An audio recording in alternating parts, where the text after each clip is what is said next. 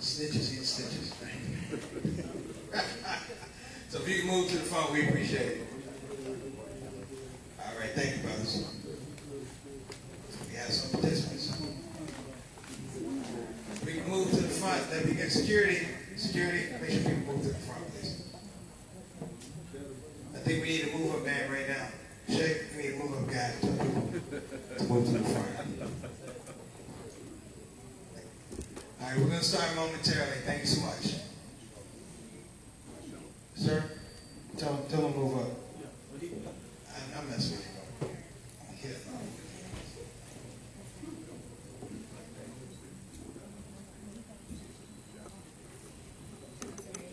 And anybody that wants to say some words to the end of the program, please see Sister Jackie. Sister Jackie, where's Sister Jackie? That is Sister Jackie right there. She has the list. That's the speaking list, right, Sister Jackie? All right. And we want to encourage everybody to speak, but not make declarations. Speeches should be, what, 3 to 5? All right, 3 to 5. We're trying to get out of here before camp. All right. There we go.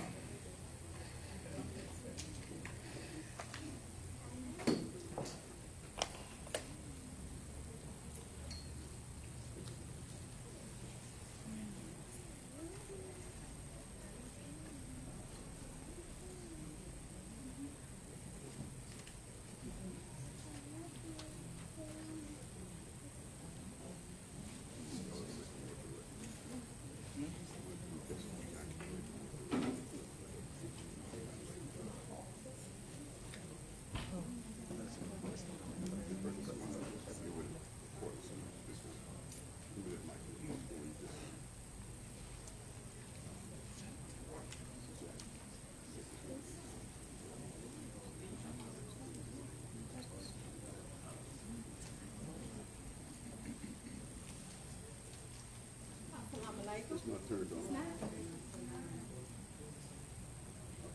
Okay, Assalamu alaikum. If anyone did not sign the list, please come and see me so I can put you on the list. They didn't know what the list is for. It's to have a few words, no more than 3 to 5 minutes.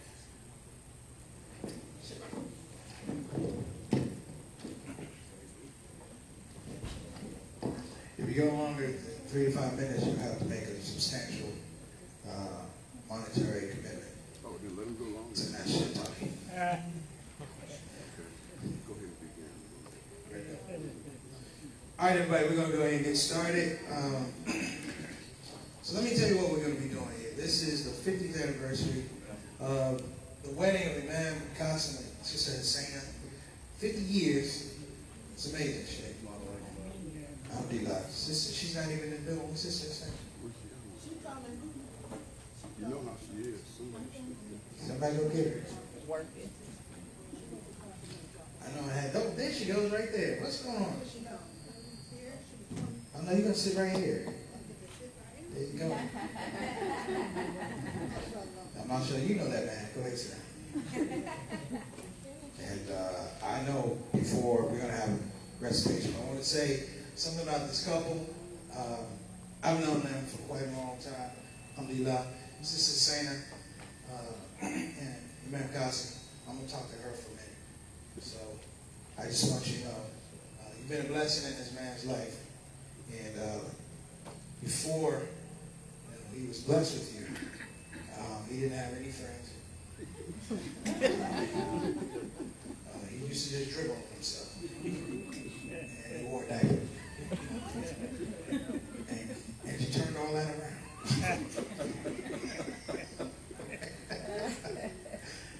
No, but always a pleasure. And I just think of meals we had together. I can honestly say that the ummah that's been around you is probably 10 to 15 pounds heavy just because you're good. MashaAllah. But let me throw this out here to you. 50 years is an incredible number. You know, my wife was like, 50 years, can I come? I was like, no, I want you to get any ideas. We're going to make it through Saturday. But always having a good sense of humor, I wish I should bring a video. These two did a video for a project called Love a Lot More. And I'm going to get that for you. But this man said that his whole gift for everything he's done, his gift for serving Allah subhanahu wa ta'ala was his wife. And that was one of the best things I heard in a long time. You know, I make jokes, but I had to give you some props on that. But then I thought, you probably done something damn trouble to come up with something that good. Now, all of y'all know Imam Qasim. This is the men's side over here. All of y'all know Imam Qasim. And I call him Big Red. Every once in a while, I call him Big Red. Assalamualaikum, come on in. We were just talking about you. No, it's just food. How y'all doing? Imam Farouk. Oh, you in trouble. Go ahead, sit right there. There you go. So the program is going to move pretty quickly. Just a couple notes. When we have people speaking, the invited speakers, let's go ahead and make sure we pay attention to them. There's no one. Number two is, if you're going to speak, enjoy yourself. Address the honorees, because, you know, hey, you only get 150, right? So 150, that's good. Shake, I ain't never been making 50. Just, you know, I know 50 years is a long time. I'm just talking about you eating. Yeah, sister, you saved his life with your diet. Imam Qasim and I got out and eaten some places we shouldn't have eaten. They have a picture of him at Waffle House. Remember the time we had Waffle House? Yep. Yeah, he put gravy on butter. I was like, Jesus. But my main man always, and I'm glad to be able to come here and be a part of, hey, Imam Farouk, you're in trouble, man. Your wife is looking for you. He's looking over there. Where's she at? She's right there. Good. Stop sitting down like you were there all the time. You weren't there. He wasn't there all the time. He just came in and snuck in. Like a commercial break. Sit down, we see you. But listen, as with every program, we want to get it blessed. We want to make sure it starts out correctly. So we're going to have Brother Salim Omar come up and do Quranic recitation. All right, brother, you ready? All right, here we go.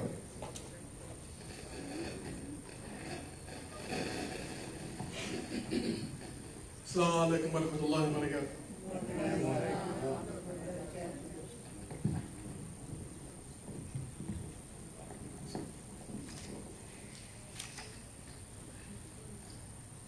Inshallah, I'll be reciting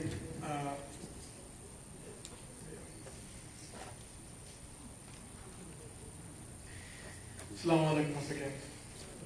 So inshallah, I'll be reciting an ayat from Surah Al-Nisa, and then I'm going to let Brother Muhammad, inshallah, say the translation of it, inshallah.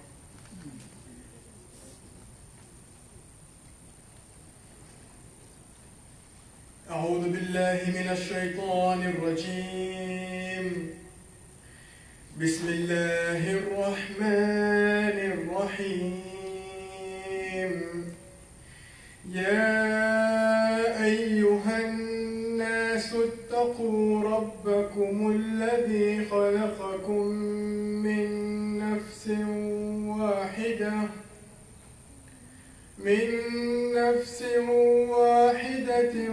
وخلق منها زوجها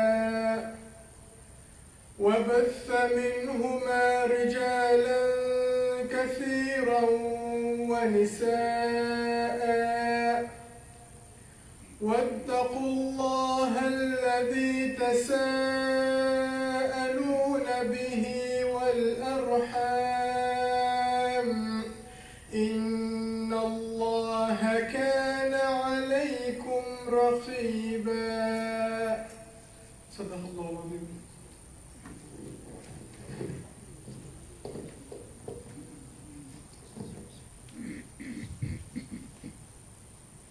In the name of Allah, most gracious, most merciful.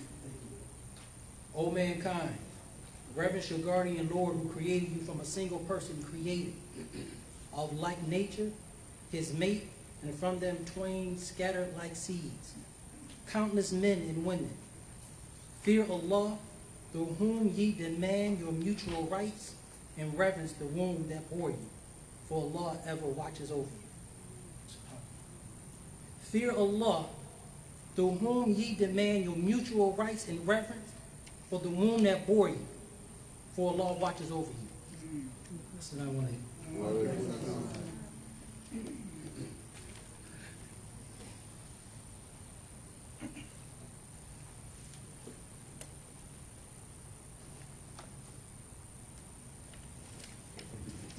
All right, our first speaker is going to be none other than my main man, Imam Wazir, President Imam of Imam Mufti Muhammad. Come on up, brother.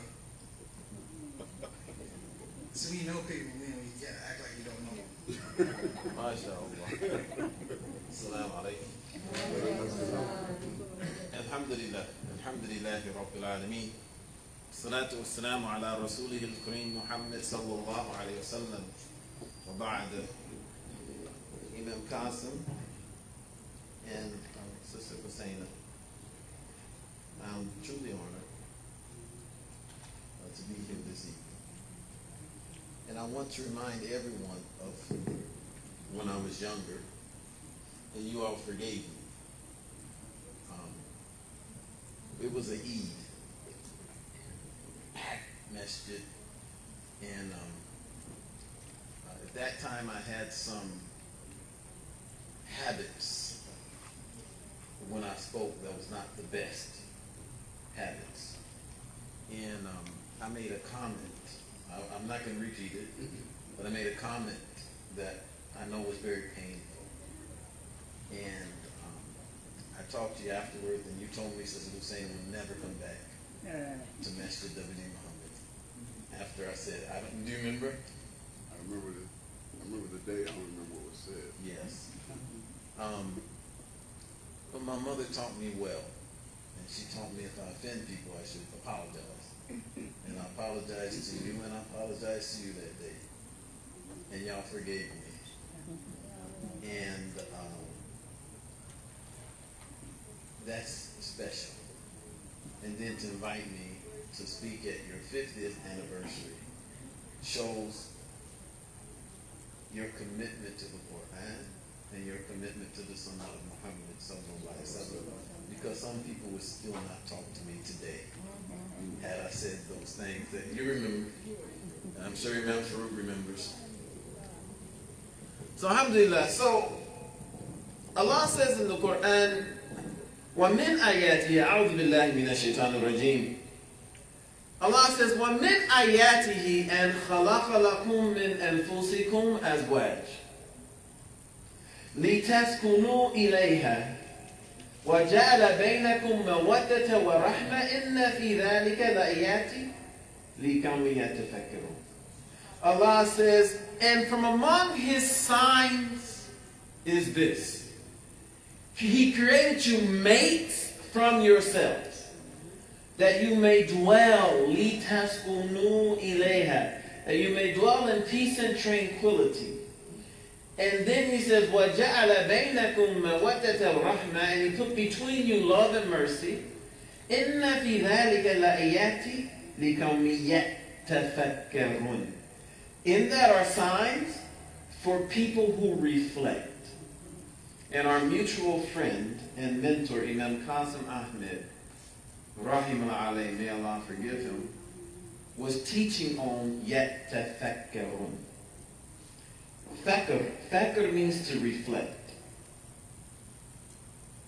But yet, and he was a form of the verb man. That was Imam Qasim Ahmed. He always talked about the 10 forms of every verb. We did a book called The Birth of the Every Verb, where we started with form 1, that was the embryo, and it grew all the way to a fetus, right? And then all the way to a baby in each stage of the every verb. I remember him teaching on this, and he was teaching on يَتَفَكَّرُونَ is in the 5th form of the verb. And it means when you reflect on something, it reflects back. Then you think about it, and it comes back. So that means at 50 years, this ayah means something completely different than it did year one. It means something completely different. So let's do a survey. If the average marriage in America lasts about a year, and the Muslim community is not immune to that. There's a lot of Muslims who don't stay married very long. So to be married 50 years is a testament to both of you. But let's take a survey. If you've been married at least a year, raise your hand. 1 year, at least 1 year. MashaAllah. Let's keep on. Now look around. Okay, you put them down. If you've been married at least 5 years, raise your hand. MashaAllah, we beat the odds. We beat the odds. You can put your hands down. MashaAllah, so at least 50% of us. So statistically, and I can publish this in the Journal of Human Relationships because I am a professor, and I will publish it in a peer-reviewed journal, that in my anecdotal analysis at Imam Qasim Ahmed's Imam Qasim Khan's 50-year anniversary, I just determined that Muslims stay married longer than the average American. Okay? All right, how many of you have been married 10 years? If you've been married 10 years, raise your hand. MashaAllah! This is wonderful. Many places you say that, nobody's going to raise their hand, MashaAllah. So we said 10, right? All right. How about 15? You've been married 15 years. Look, MashaAllah. Alhamdulillah. Wonderful. Good, good. Some of you like, really, man, you wearing me? I haven't been married a year. I ain't even married yet, man. And you're talking about 15 years. I'm still looking for a wife. I've been looking for a wife for 15 years. How about 20? You've married 20 years? Oh, MashaAllah, takbir. Me and the Jew made 25 years this year. Me and my wife, MashaAllah, we made, so I'm half there. I'm half the way to you, inshallah. So listen, if you've been married 25 years, oh, Allahu Akbar. MashaAllah, good. So now we're like in the last, now everybody's dropped out now, right? You just have this last few, right? So we're going to see, right? We're in the heat because like all the people kind of messing around, ain't been married too long. Y'all gone already, right? Now it's those tried and true people, because after 25 years, you know everything. You know all the good habits, you know all the bad habits. You can tolerate the good habits. You can love for the good habits, tolerate the bad habits. Matter of fact, and you know when the other person is tripping. Right? You know when your spouse is tripping. And you're like, okay, look, I'm not even talking to you right now. You go ahead and work that out. When you stop tripping and we're going to have a reasonable conversation, then we'll talk. But right now, you're tripping. Right? How about 30 years? How many been married 30 years? Oh, there's only 3 now, MashaAllah. Because I'm out too. I done dropped out too. For me to be married 30 years, for me to get married 30 years, I'd have to get married at 16. Because I got married at 21 and I just made 25. So MashaAllah, I was too young. Well, I wasn't too young, but I was too young. But I wasn't too young, but I was too young to get married at 16. How about 35 years? Allahu Akbar. There's 3 of you left. Let's see how far we go. Was that 30? 35. How about 35? Oh, Allahu Akbar. 40? This is not an auction, I promise. And this is not a fundraiser, don't worry.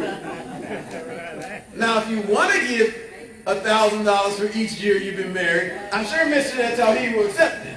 I always got to throw a little bit of fundraising. It's not right if I don't do a little. That's just in my blood. I can't help throwing a little fundraising in there. 45.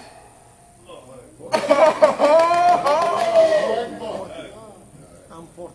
40, MashaAllah. Good. Alhamdulillah. Next December, I'm going to be 40. Inshallah. Wonderful. 40. So, wow. There's 3 of you. 3 of you at 45. I wonder if any of them are 50, huh? 46. Oh! 47. 48. Oh! gave it a shot. The future mayor of Houston, Texas, inshallah. 48? Oh, y'all? No, y'all aren't. I was about to say, y'all must be married or something, right? But y'all aren't. I don't want to start any problems, right? I don't want to start any issues or troubles. Matter of fact, strike that, take it off the video, take it off the Facebook, everything. 49? Oh! 50? Oh, take me in! Take me in! May Allah reward you. So now, if wherever you're at, you're going to understand this ayah when Allah says He made you mates from yourself, because after 50 years, you made each other. You made each other. You can't help it after 50 years. Right? There's no one that can advise you like Hassaina. And she's like Najiba. There's nobody that can talk crazy to you like Hassaina either. Because they won't get away with it, right? Sometimes Najiba will talk crazy to me and I'm like, you lucky I'm married to you.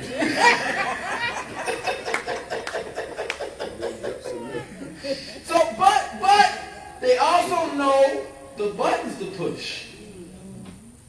The exact buttons to push. And I once told my wife, I should have never told her this. And I blame Imam Qasim Ahmed for this. Because he said, if you think your wife is nagging, she's not. He said, woman is the womb. He said, and the womb tucks stuff together and makes it tight and builds it. He says, so what you think is nagging, she's actually tucking the relationship together and making it tight. Oh, my wife, oh. Now, why did I tell Najiba that?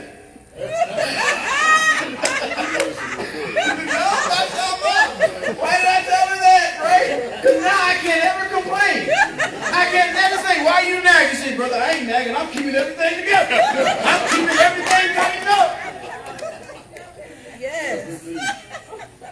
So after 50 years, what time am I supposed to stop? No, this wasn't for you. Keep going. Please tell me what time I'm supposed to stop.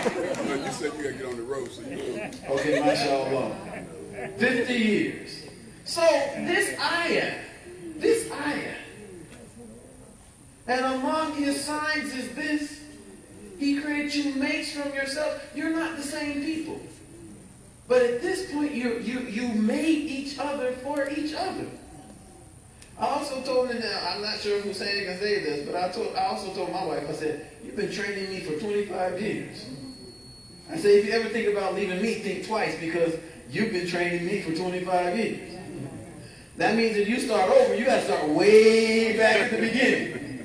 So after 50, you don't know it, but you actually been trained for 50 years. Right? So Hassaina knows that if she got to go all the way back, it ain't even worth it. Because it took a long time to get you here. Now, I'm not saying you're henpecked, but I'm saying you have hen-house waities. Listen, ain't nothing wrong with henpecked. That's why you single brothers are single. Because you run around, I ain't henpecked. Yeah, you ain't. Because you don't even have a hen to get packed.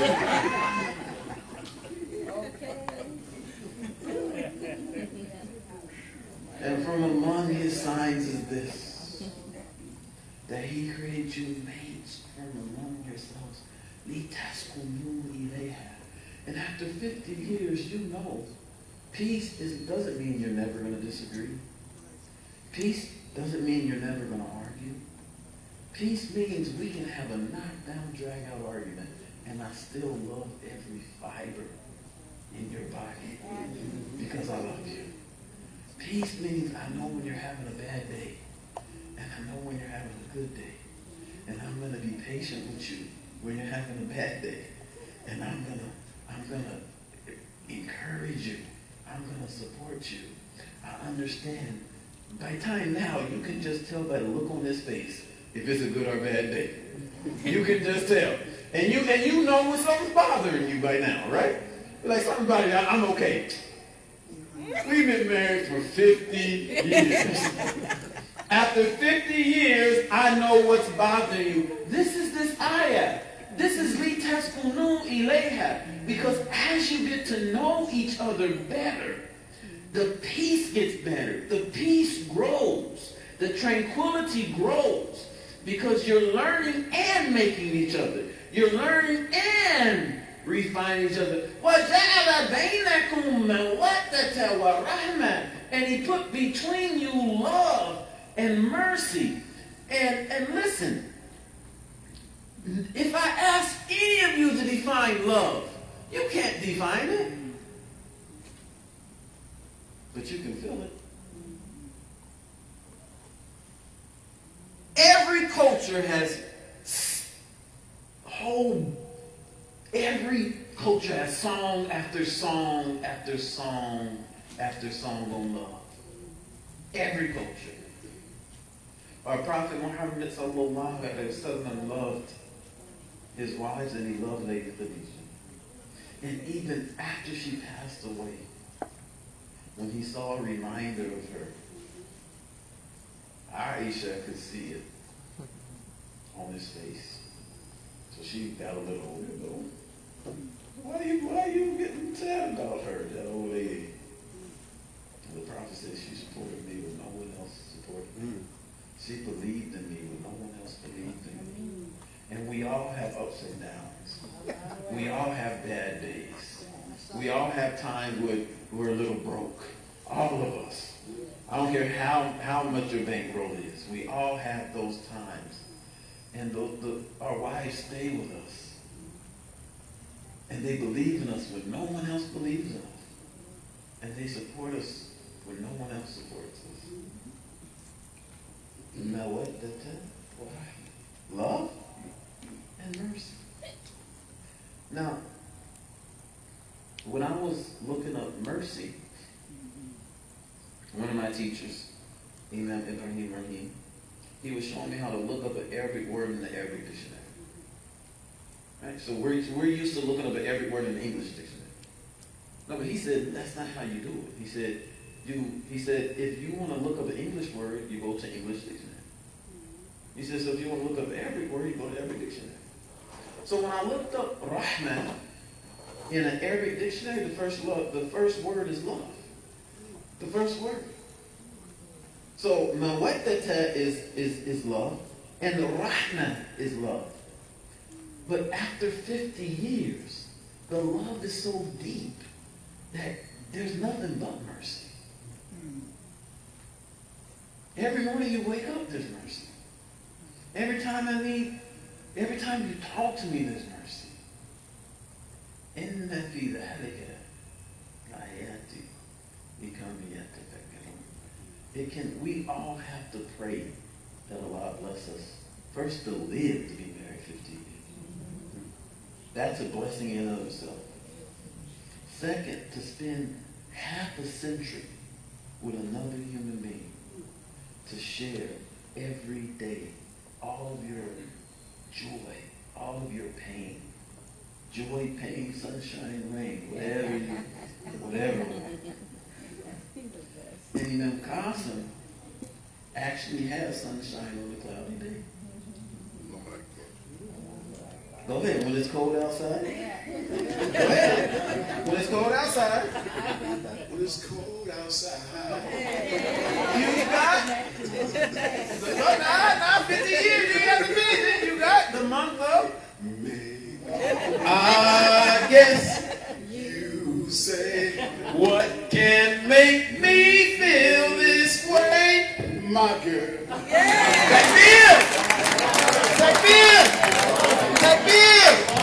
Congratulations on 50 years. My mother has valve replacement surgery, so I have to leave, and that's the only reason.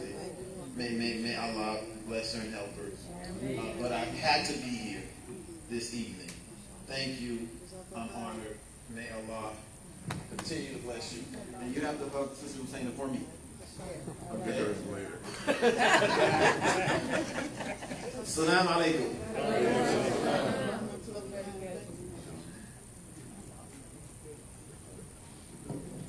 Okay, we're moving along. All right, thank you.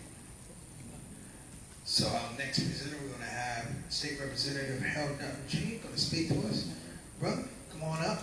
Let's welcome, give him a hand, everybody.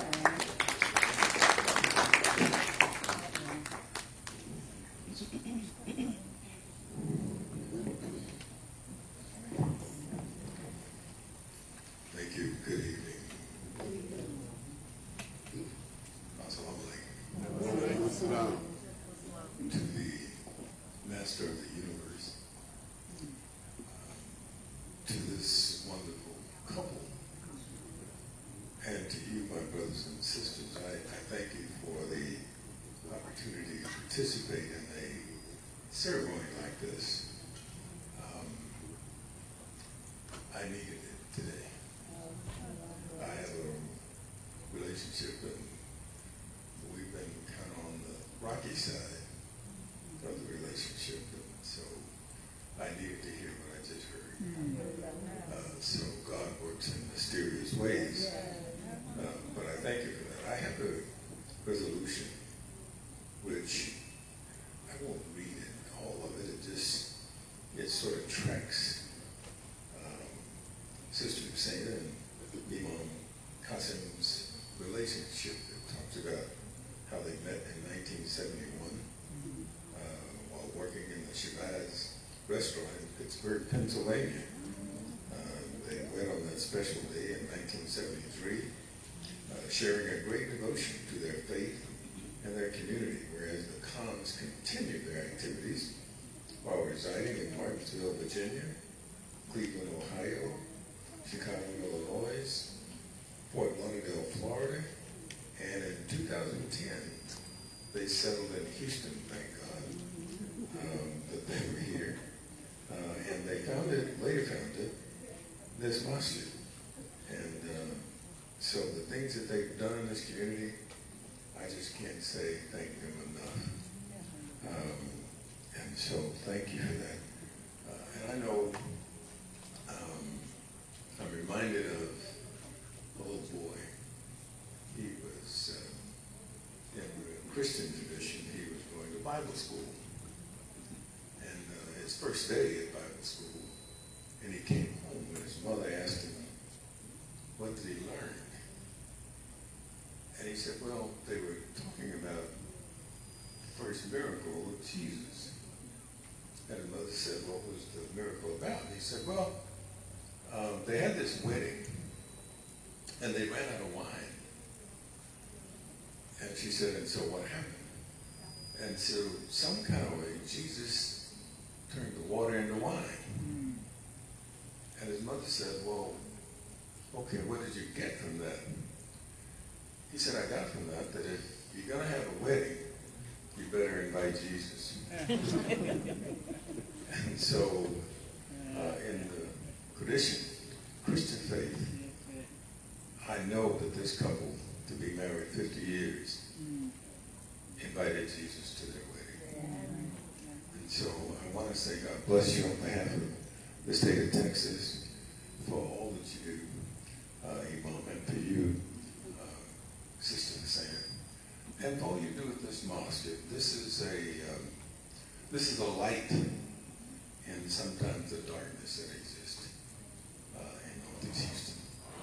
It's one of the lights that I can always point to and say, no, it's not as dark as you might think it is. And sometimes I have to deal with things that are quite dark, things that happen both to people and youngsters, particularly, who I know all need a second chance, just as I did when I was growing up out here.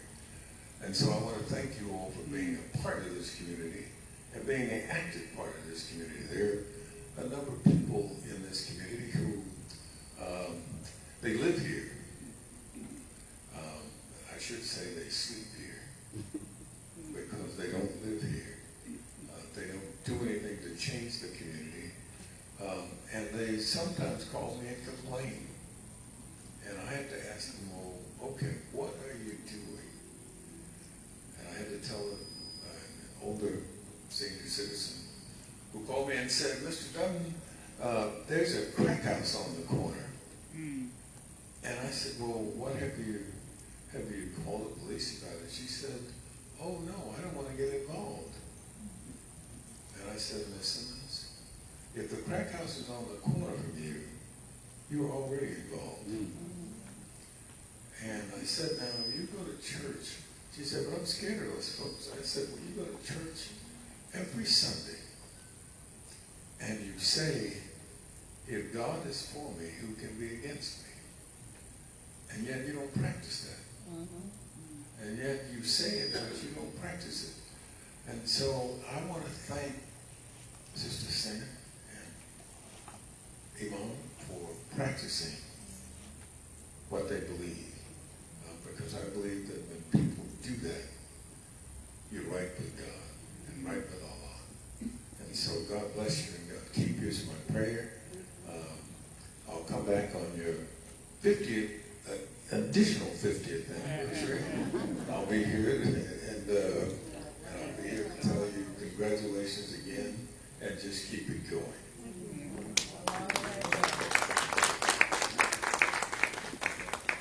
You need my cane?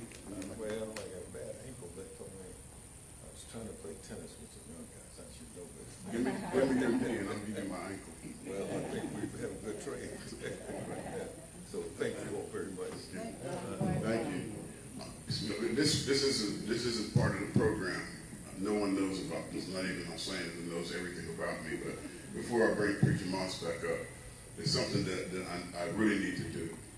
This program, even though that a lot of sisters chipped in to help out, we wouldn't have even done it at all without Sister Salah.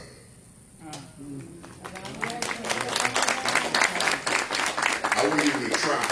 I wouldn't even have tried. We'd have just, prayed and had Juma and went home and finished packing for our little 50-year trip that we're about to make. So I need Sister Solomon to come up here. I need Sandy to come up here and give this little token of our appreciation to Sister Solomon. Please bring her back in, security. And there she goes.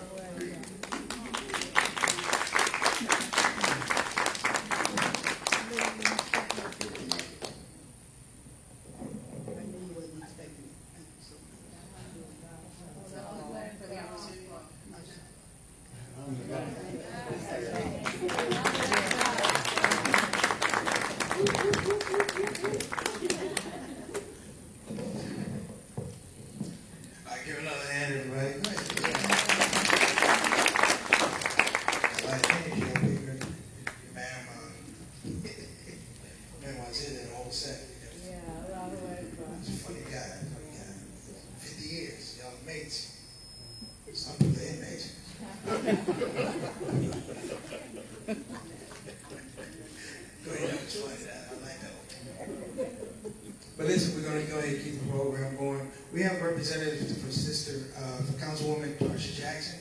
So, Sister Antonia, can you come on up and speak, please? All right, come on up. Welcome, everybody.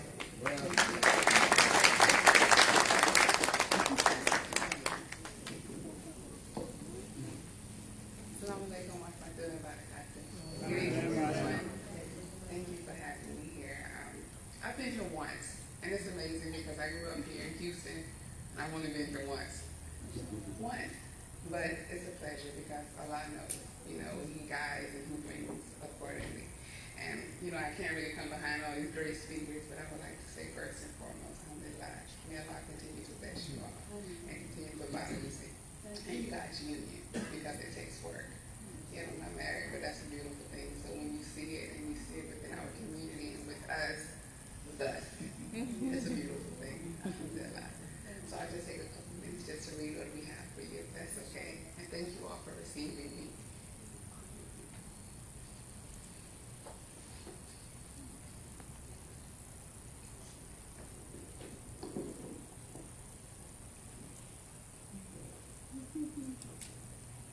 Okay. I just want to make sure you all finish talking before I start. Okay. Imam Qasim, excuse me if I say your name incorrectly. Imam Qasim Khan and Sister Hassaina, collectively wedding anniversary. It is with great pleasure that the City of Houston and District being recognized and celebrating Imam Qasim Khan and Sister Hassaina for their 50 years of marriage. Celebrating your anniversary is a reminder of the beautiful journey that you have shared together and the countless blessings Allah has bestowed upon your marriage. Today you have proved that a union can survive for half a century. May your bond continue to be unbreakable and your love eternal. And may Allah subhanahu wa ta'ala continue to shower your marriage with barakah, love, patience, and happiness. Therefore, I'm not telling you, man, but Ms. Jackson, Councilor Tasha Jackson from District, be hereby proclaim that today, July 21st, 2023, Imam Qasim and Sister Hassaina, it is your day. In District B. And may Allah continue to bless you.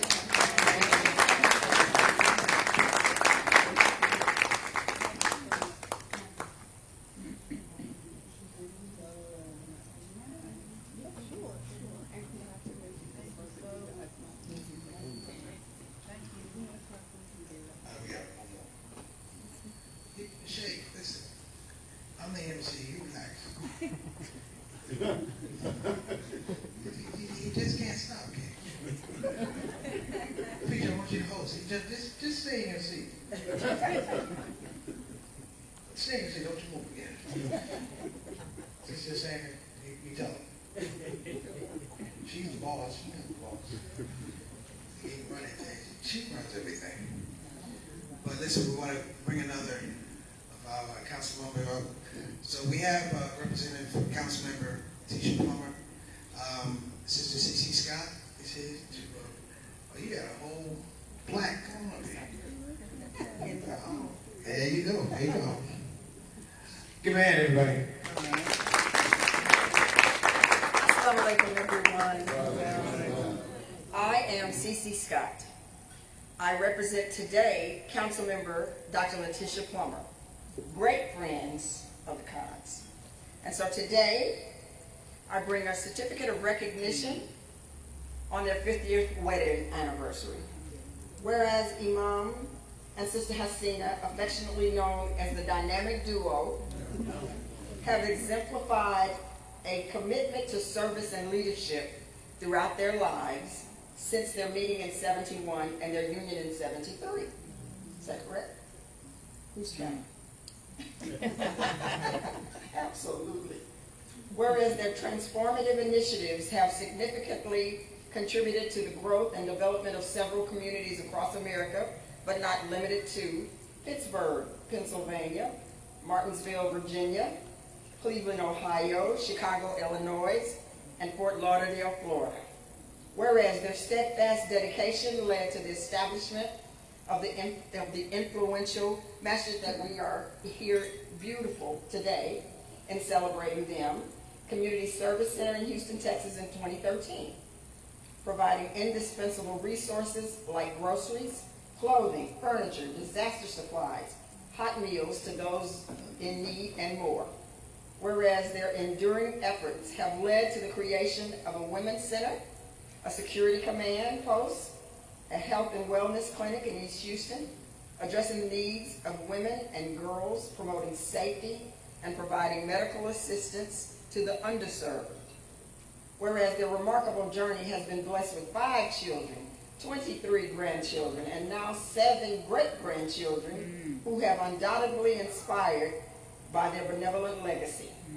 Now, therefore, be it resolved that Councilmember Dr. Letitia Plummer and the City of Houston expresses our heartfelt congratulations and deepest admiration.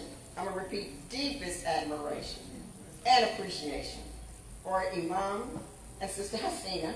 We applaud their unwavering dedication to community service, their lifelong commitment to positive change, and their boundless capacity to inspire and motivate others.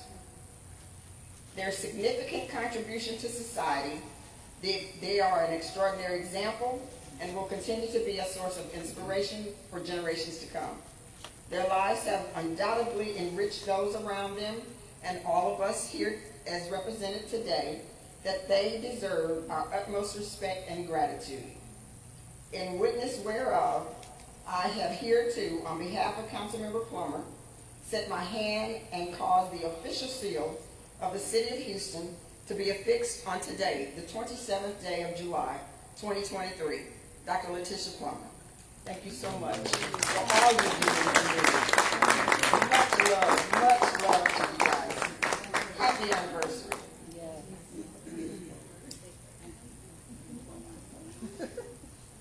Thank you so much. It's my pleasure.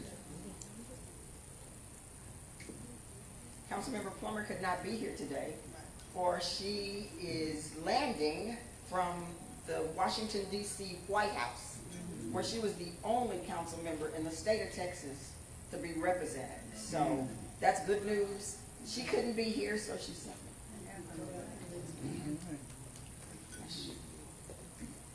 Thank you so much for having me.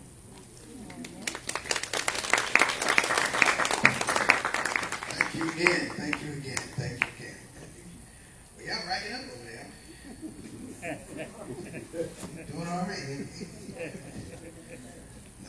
No, you know what one of the funniest stories? Because every once in a while we see people who do work, they put in work. Every once in a while you get to sit back and watch them. And somehow you got me down here to come do the food thing. And we did the food thing, you're like, well, preacher can't leave now. And you went into the fifth ward with the hot meals. And I was cool with the hot meals. But I don't know where you got that truck from. That truck sounded like it had asthma. But you willed it in the fifth ward. And I was making the water. We did not hit one red light because we were going to get stuck. But it's that type of commitment and fortitude and character. That's why we hang out, because you know me, I don't hang out with people. If I'm not with them, I don't hang with them. But this has been my man for a long time. So we're going to keep this program going. We're going to welcome another one of my main men in the back chilling. Come on up here. My brother and yours, MJ Khan. Come on.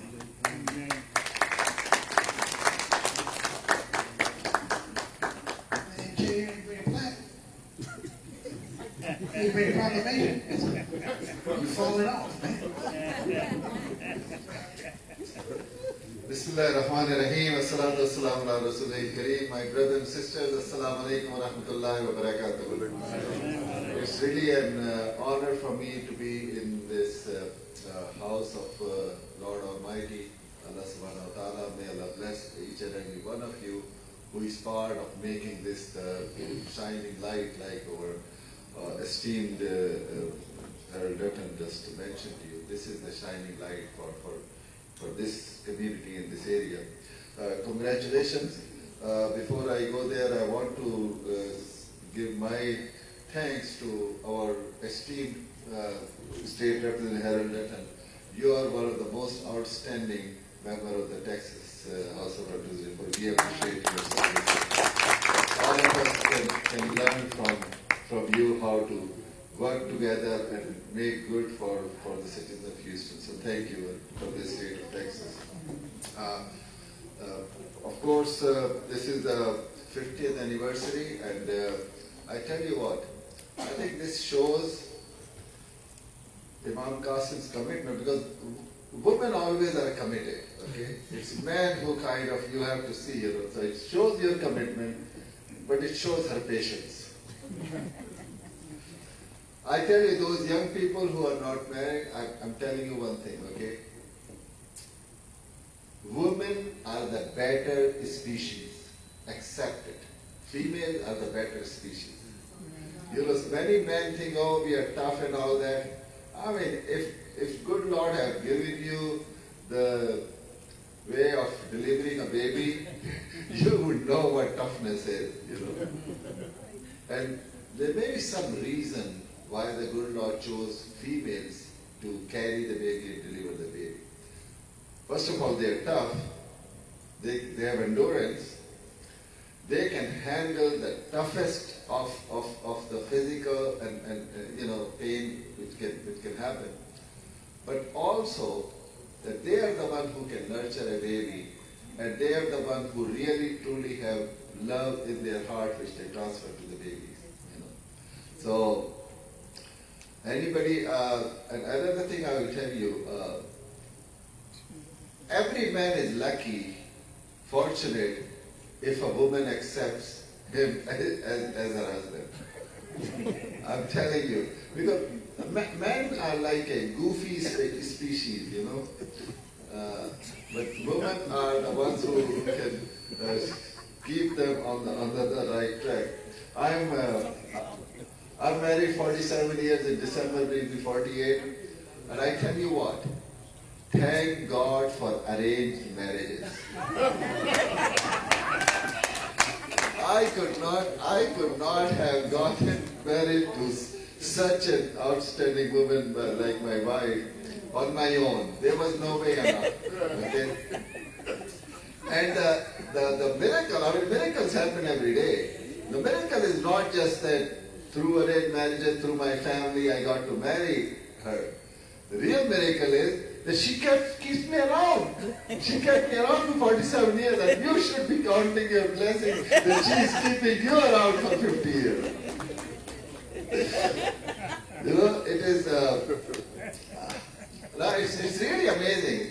And what happens, you know, people, young men, they get married and, you know, they just don't learn. Men don't learn, okay? Some of them, you know, the really smart ones know right from the beginning. But what happens that, you know, the most of us who are goofies, we learn as the time passed by. And we learn the universal truth, okay? Woman is the boss. Okay? There's no doubt about it. And somehow, you know what happened? Somehow all the kids are taking the mother's side. Okay? No matter what you do as father, kids are always taking mother's side. Now I'm blessed with 4 grandkids now.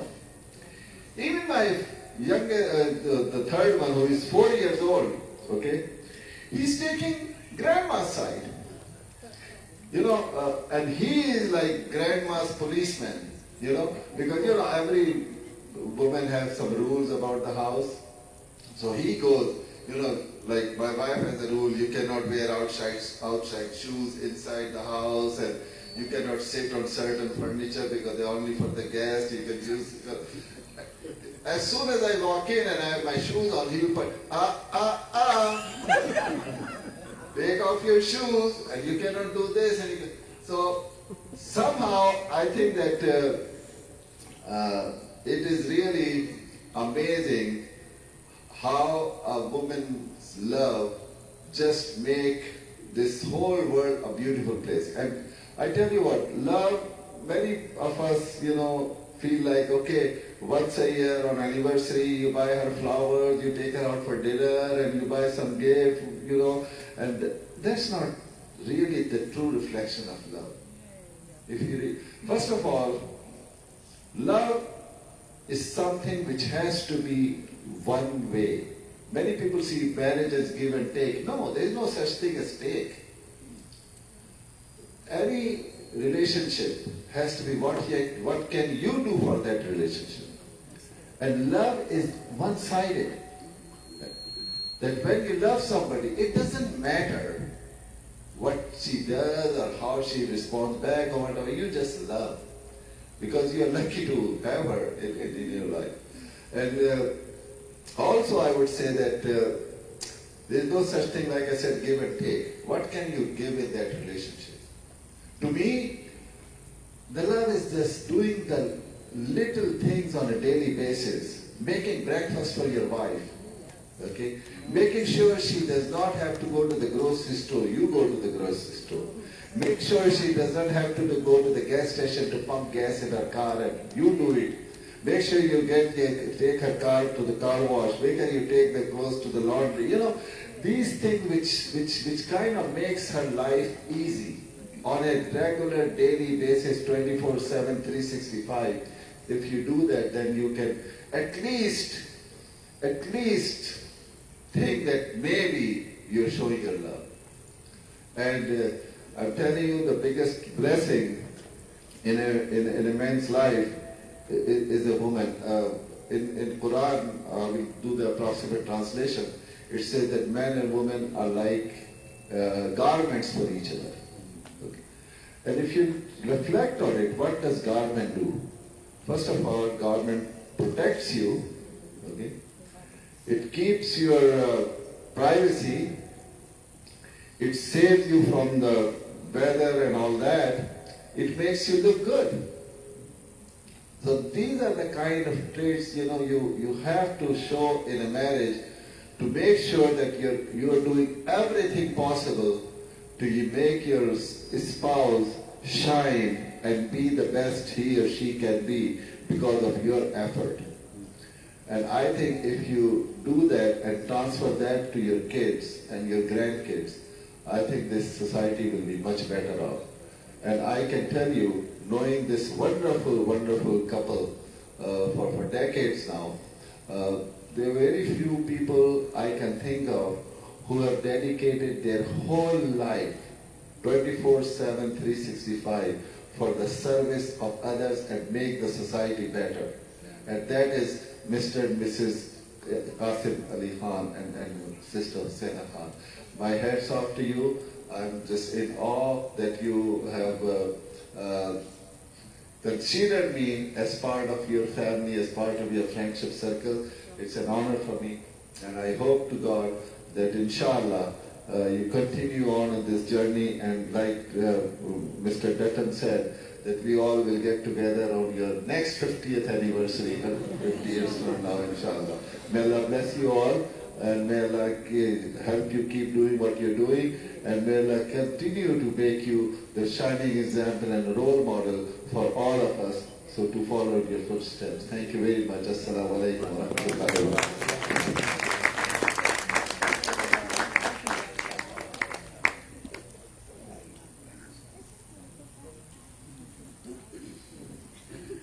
Another half.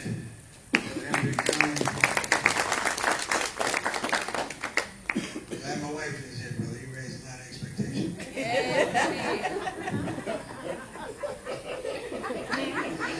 Talking gas.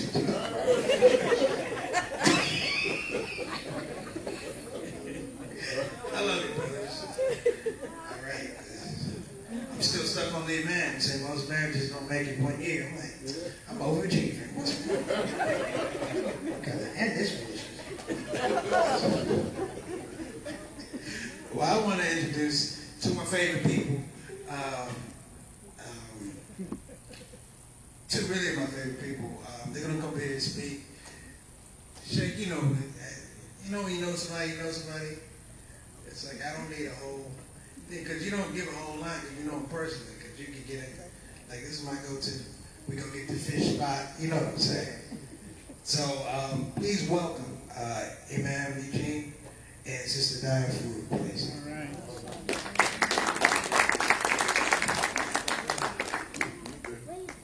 Come on now. Come on. Okay, which one of us first? Me? You're the boss. The boss goes first. Don't wait. Go back there. You don't pump her gas.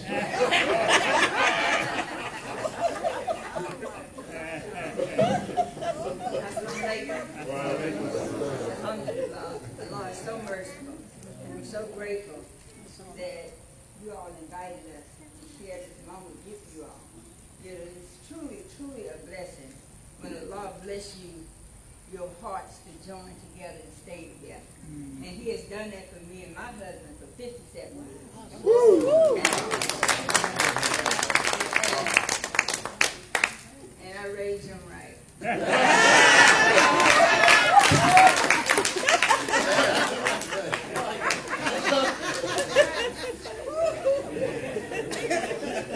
Allah is merciful, seriously.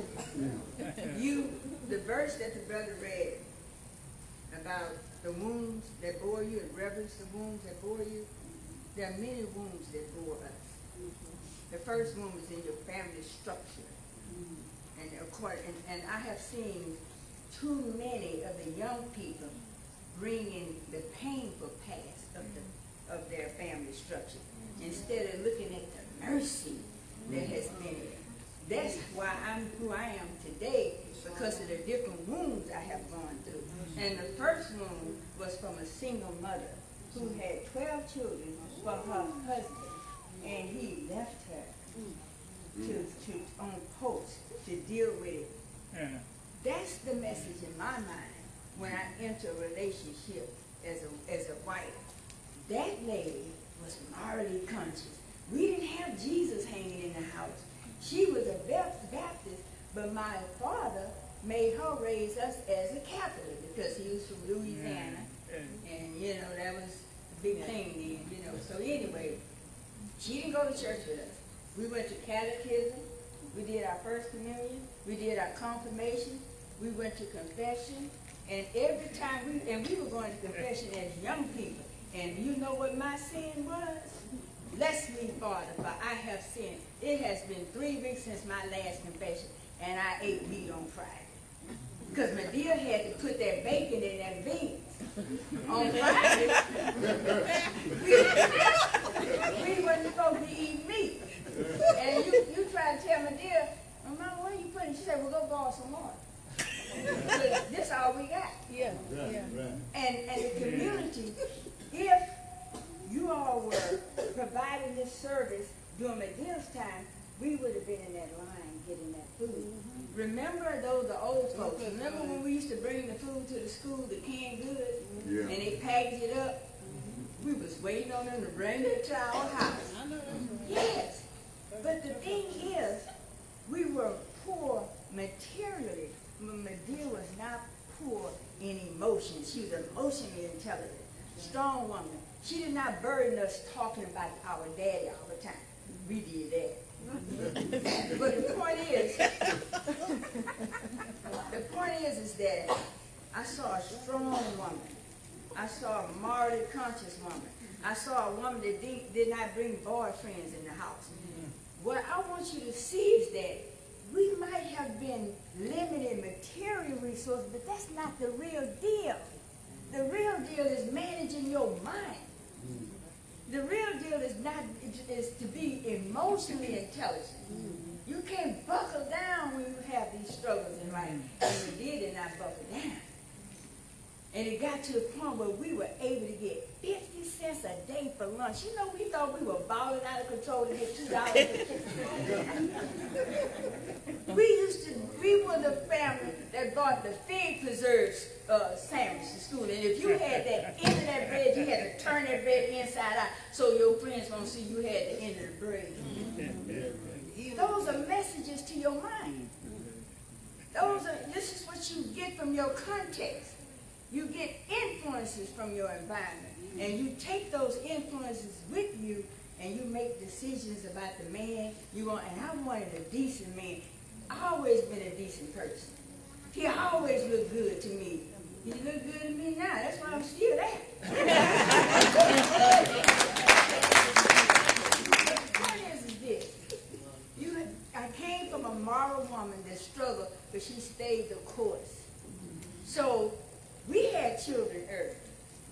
Came out of high school. Then, Lord, we came in the Nation of Islam. There wasn't no birth control, so we had 3 in a row. Embarrassed. But those children help you stay put. You might have wanted to leave that relationship for you, but you were accountable for somebody else that you brought into this relationship. So those are the principles that mothers go by. And the thing is I did not bring the so-called painful experience from growing up, because it wasn't painful for me. It might have been painful for my mother. But we ate every day. She made sure we had what we needed. And I always made sure I ran with somebody that had more food than me. They had to have peanut butter and jelly, because we couldn't keep that much of that at home with 9 kids. So I ran with people that had something. You know, to balance life out, to keep me happy. But the point is, that's the first woman that bore me. So when Imam Farouk and I got together, that's the kind of woman he had. Common sense. So my mama had common sense. We all have common sense. That's what Allah put in our essence. We have an urge in us to do right. That's in all of us. But it's the kind of environment and influences that come into you have a lot to do where you stay the course according to your essence. Not only that, he give us capacity and gifts that excel maybe others. So he gave me the common sense. I was good at math.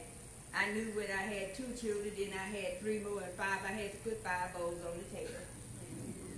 I knew that if we didn't have meat or whatever in the day for dinner, it was okay to eat oatmeal and grits. Come on, that's right.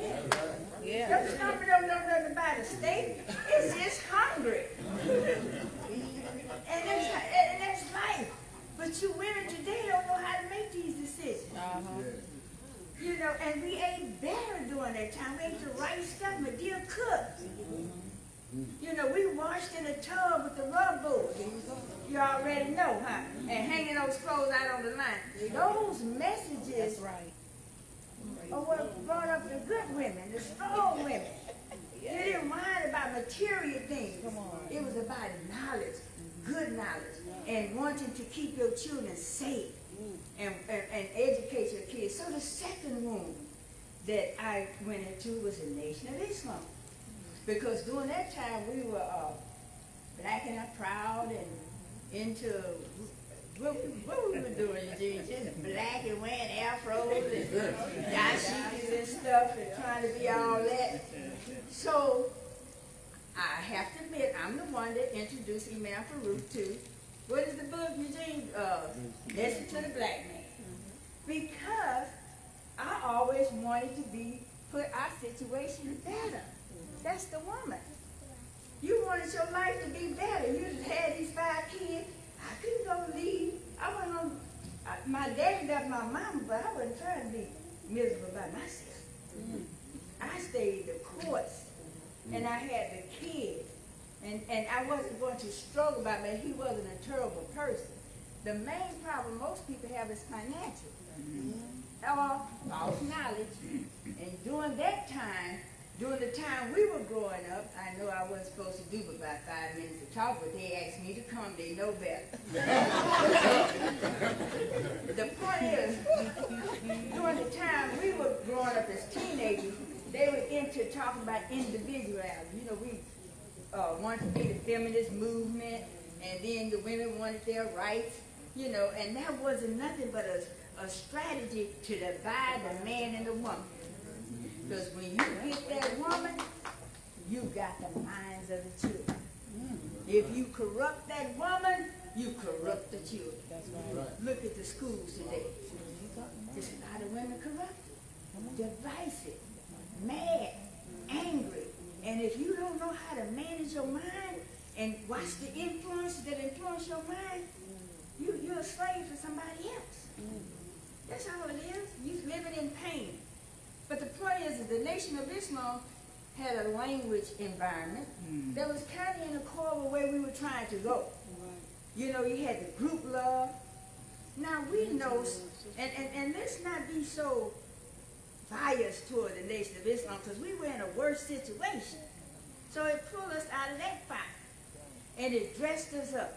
Although some of that catechism wasn't right, you know, but of course, you get the best out of any situation. So it taught us how to be women in our home, take care of our kids, respect our husband, and pray like we was eating 1 meal a day. And because, you know, but one thing, we were eating right. They taught us how to eat. And let me say this. When we were fasting, I call ourselves fasting in December, I don't know if y'all remember when we used to chew the cloves? Clothes in our mouth. Do you know that is the best herb to have today? I'm serious.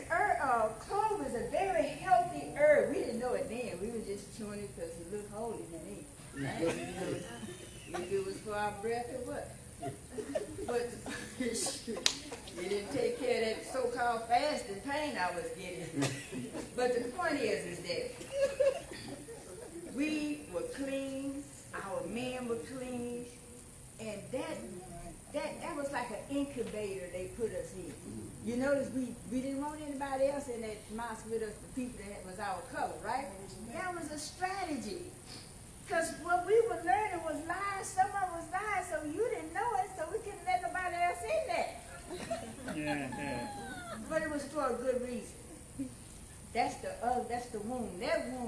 brought dignity to us. It brought the moral fiber in us. It gave us, it made us conscious of a higher power. We might not have had the right higher power, but it still motivated that urge in us to look for our Creator. When you're a seeker, I don't care if you think God is a tree.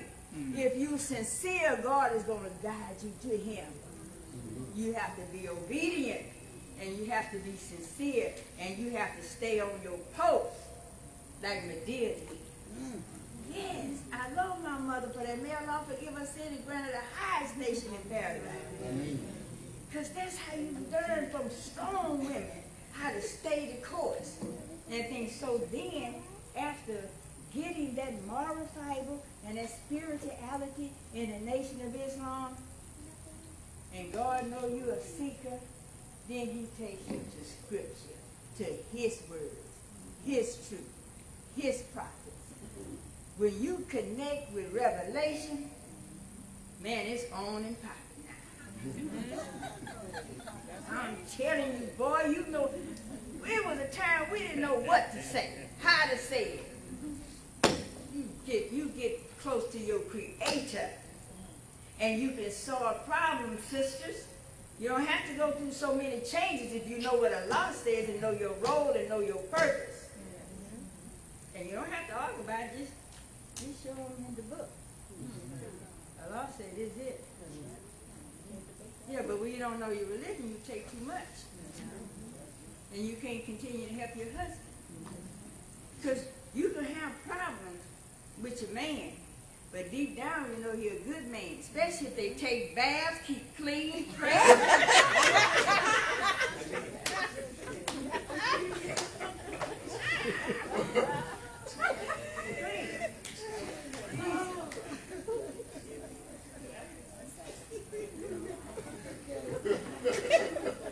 Brother telling me my time is up, I believe. But you see how happy we are 57 years? Yeah. We still love each other. You know, we're not bored. And if he outside me, I'll go make a bad outfit on him. He won't even know when he see me, like, where'd she get that? But the point is this. Life changes for you. The brother was mentioning about the good things your husband do. Imam Farouk, I brag on him publicly. It's not because I think he cooks good. And you know what he do? Day the food is ready, okay. And I reinforce the good. You don't think you're getting over. You reinforce the good in each other. And you thank Allah, He can tell you. I make songs of it doing dhikr. That's just that they get clapped into your head. You're not thinking about it, it comes out when you're a believer, when you're sincere. And we have good children too. We have productive kids, and what have you, plenty of grandchildren.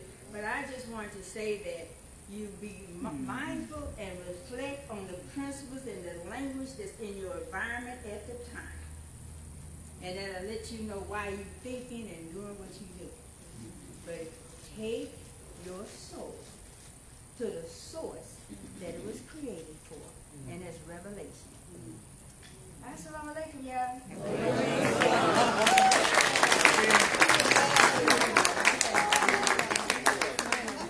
I love y'all. Thank you so much.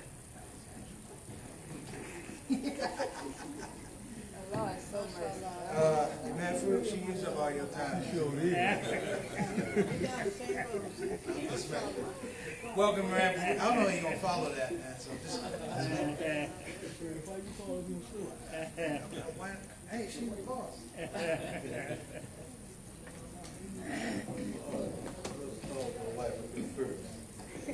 got to come behind.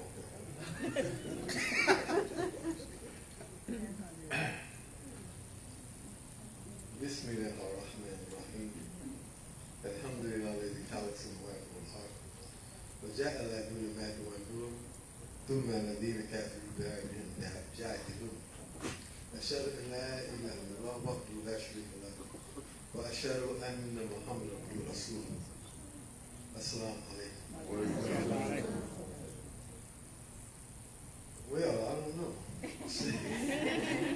I know, first of all, I'd like to thank Imam Qasim and his lovely wife for inviting us here on this very honorable and special occasion that celebrates not only 50 years of marriage for them, but also the many accomplishments that they have made together. And I can remember when he first came to Houston, the before and after. And he and his wife together have accomplished a great deal. So I'm going to be brief because my wife, she just about said everything. I have a little more to add to it.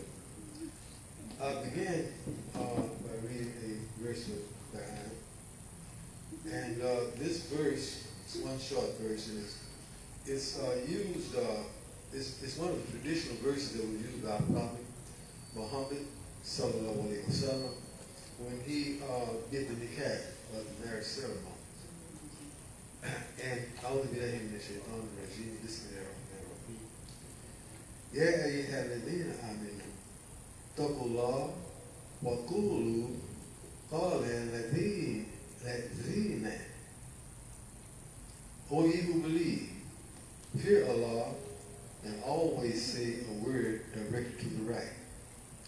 So this verse lets us know that taqwa has to be first and foremost, especially in our relationships. But this taqwa is a fear, but it's the fear of displeasing Almighty God Allah. And that comes before pleasing yourself. It becomes before pleasing your wife. It becomes before pleasing your children. It's also first to Allah. And in a relationship, in that verse, it also lets us know that trust is more important. Qalan zadidan. And we understand that to mean to speak a word that is straight and to the point. Always speak the truth. Always be upfront and honest. And out of just that will come a very healthy and honest relationship. So, and we can look at that from the standpoint as in our relationship there should be no secrecy. There should be no hidden agendas. We should always be upfront and honest. Because when we hide things from each other, this will weaken the relationship.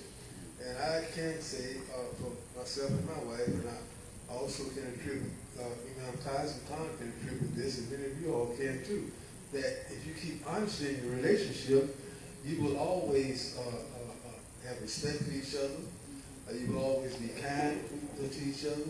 You will always have decent words for each other. And you'll also just be nice. And all this is not to say that you won't have challenges, because there are going to be some challenges.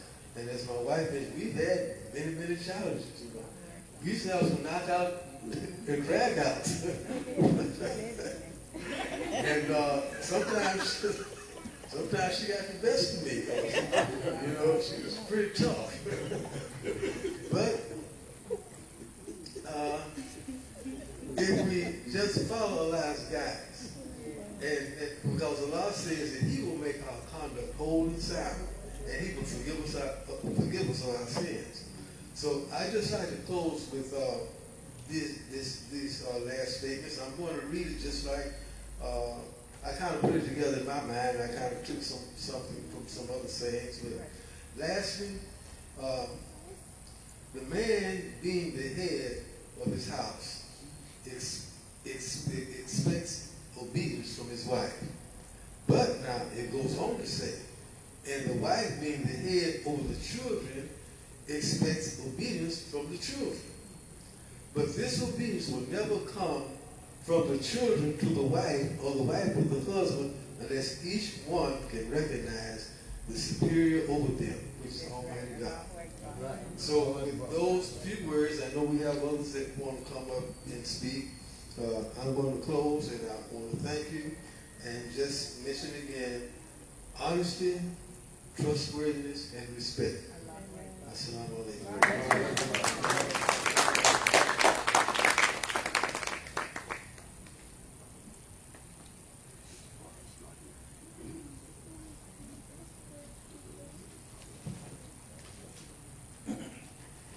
Thank you again, Imam. I appreciate it. Wise words. Thank you so much. Y'all made it 57 years, huh? I believe it. God bless you. God bless you. So listen, we want to switch up the program a little bit. We're blessed with a little bit of entertainment. Alhamdulillah. Yes, yes. We have a spoken word artist. He's spoken word. It used to be poetry, now it's spoken word. So come up and do some spoken word for us. I mean, good spoken word. Oh, he all right. He ain't no Dolomite,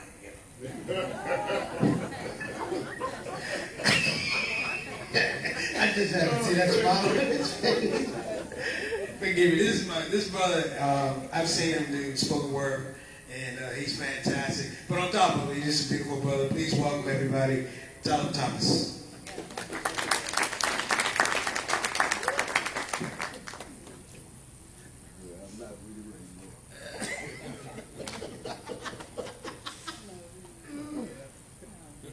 Assalamu alaikum. Let me take these shades. These shades are prescriptions. It wasn't that I was trying to out-cool you, man. So, yeah, I believe you. Yeah. Due to the time, I'm going to kind of alter, my stuff. I'm not trying to impress you with my vocabulary. Neither am I trying to stimulate you inappropriately. My only desire is to touch bases with you mentally, and by doing that, everything else would enhance naturally. You see, I get joy by knowing that I can reach you.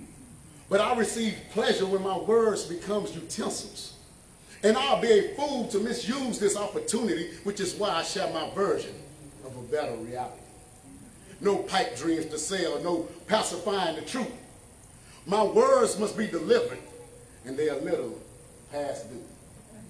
So if you don't mind, allow me to clear the air so there'll be no misinterpretations about Tyler Kiam. Many of us are in the same game for different reasons.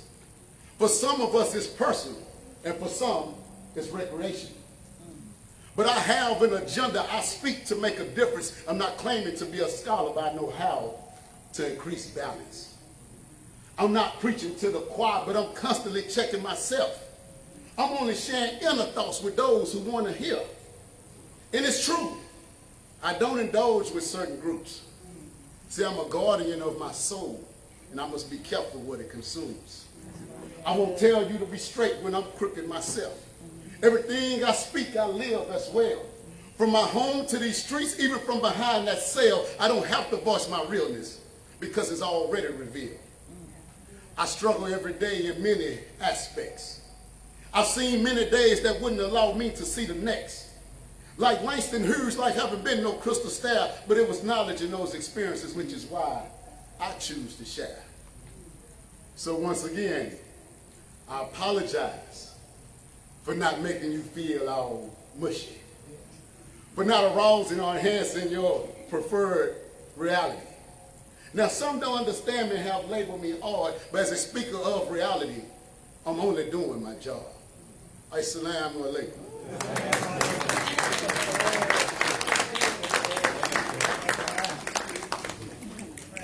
Go ahead, Tyler. All right, you doing good. Boy, speaking in complete sentences. Man. Love you, Tyler.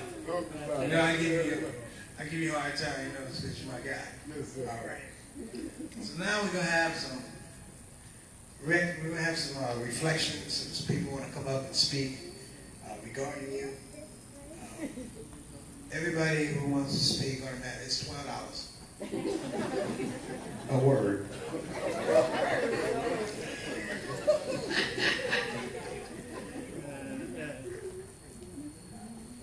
So, ladies and sisters, how you doing? Good to see you. This is our representative, Karen Houston. Give her a hand, everybody. I'm sorry. It's been a long show, but we appreciate you. So, we're going to have Tyler come up here first. Oh, wow. Yeah, you're going to speak. Remember, it's $12 a word. Yes, sir. Yes, sir. He's gonna be like, salam. Don't sound like it. Assalamu alaikum.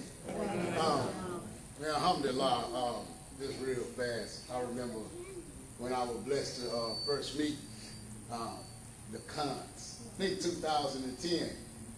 And Imam Qasim, I think we made a trip to Austin during the Muslim Day at the Capitol. Yeah. So, but anyway, that, and then Sister Hassaina, you know, we, during that time, she was getting everyone addicted to that banana bread. I was one of the addicts. Yeah. Well, and my parents, because I was bringing it to them as well. But I thank Allah for you all. Thank you for just being genuine, being consistent and persistent, because this is the area that I grew up in. You know, and I know the need, I know the void, you know what I'm saying? I know what we need. And we thank Allah for you all, and we pray that Allah continue to strengthen you all and influence many more. Alhamdulillah. Assalamu alaikum. That's $114. This is my washer from Engage. I'm sorry. Give her a hand. I messed that up. Next up, we're going to have Murdine. All right. You leave your check right here, too. Assalamu alaikum. I'm not going to say much, $12 a word. I've been knowing Imam Qasim and Sister Hasaina for about 7 to 8 years. And I've had nothing but positive feedback from them. They are a great inspiration to this whole community. As far as the marriage is concerned, we all have a lot to learn. Marriage is one of the sacred principles of Islam, of our religion. And we all should have that aspiration and hope to one day be married. And we have great examples right in our community. Imam Farouk, his lovely wife, Imam Qasim, his lovely wife, and many others in here that went 30 and 40 years. We have a lot to share as examples for us, the younger guys, brothers who are single and brothers who raise their hand for the 1 year, 2 years, 3 years. These are examples for us. And remembering that our religion, marriage is sacred. This is a sacred union, a sacred principle that Allah has given to us. And it's something that has become an obligation upon us, that we should struggle. Allah says in the Quran that with every difficulty comes relief. I'm sure there's been many difficulties in all of these long-lived marriages, but the success comes from the struggle. Allah said that the relief is tied to the difficulty. So we remember that the difficulty in itself is going to bring relief if we have that belief and that trust in Allah. And the brothers and sisters, they have proven that they have that belief and trust in Allah. They have lasted for 50 years. And they have been a great inspiration to me, who is single, by the way, and who have that aspiration and hope to one day be married, inshallah. So I say, like, brothers who are single, you have much to learn. There's an antidote that these brothers have for us that we can learn from and make our marriage or our marriage relationship successful. So with that, and I know my mom is speaking. So with that, I would like to say, brothers and sisters, Imam and Sister Hasaina, I appreciate all the examples that you have displayed for us, the personal ones and the public ones. May Allah continue to bless you, and may He do give you 50 more years. You have been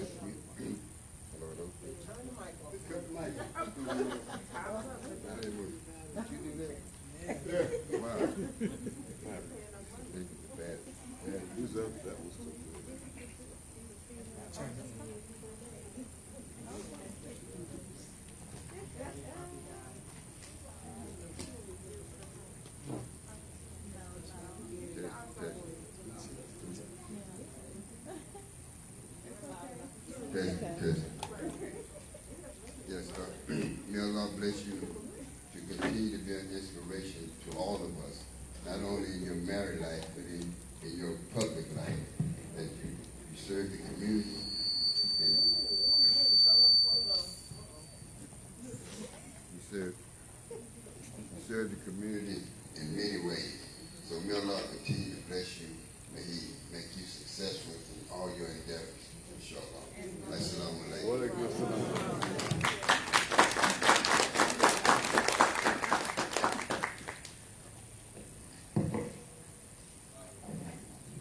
Okay, we have one more guest who's here. We've been waiting, so she's here. We can bring her in, please, without a whole lot of introduction. You know, it comes from Sheila Jackson Lee. Somebody bring her up. She's out of car. Yeah, she's in the car. Yeah. Come on, New York. She doesn't remember. I saw her. We were on the same plane at Reagan Airport. And it was her, and it was Ted Cruz. We were all flying back to Houston. And the flight got canceled. And she was there, and I was like, we got to protect our sisters. So I called Muhammad's Mosque number 4. We said, we got Sheila Jackson Lee here in D.C. and Ted Cruz. I said, it's security. They said, for Ted?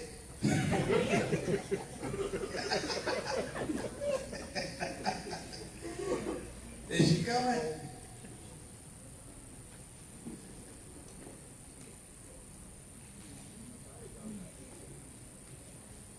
I paid the Uber. Let's go. All right. Well, if we give her a round of applause, she might come back.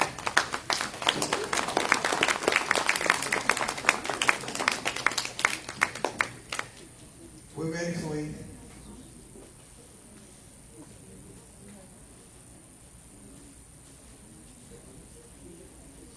All right, we're ready. Okay, maybe we're not ready. They told me to bring her up next.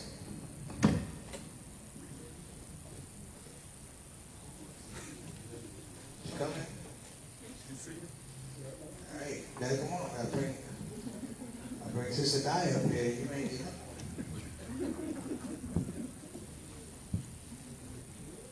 All right.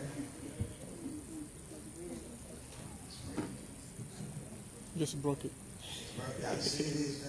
You just broke it. Definitely broke. I'm not adjusting something that's broken.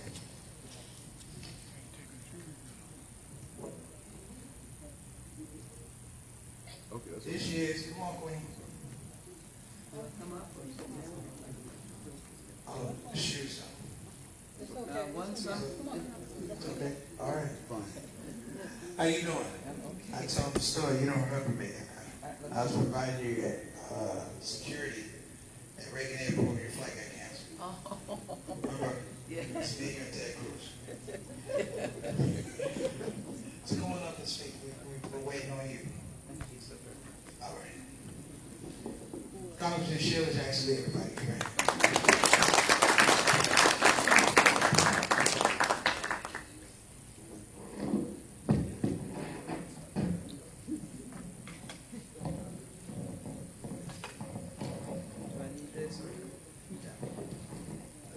Like this.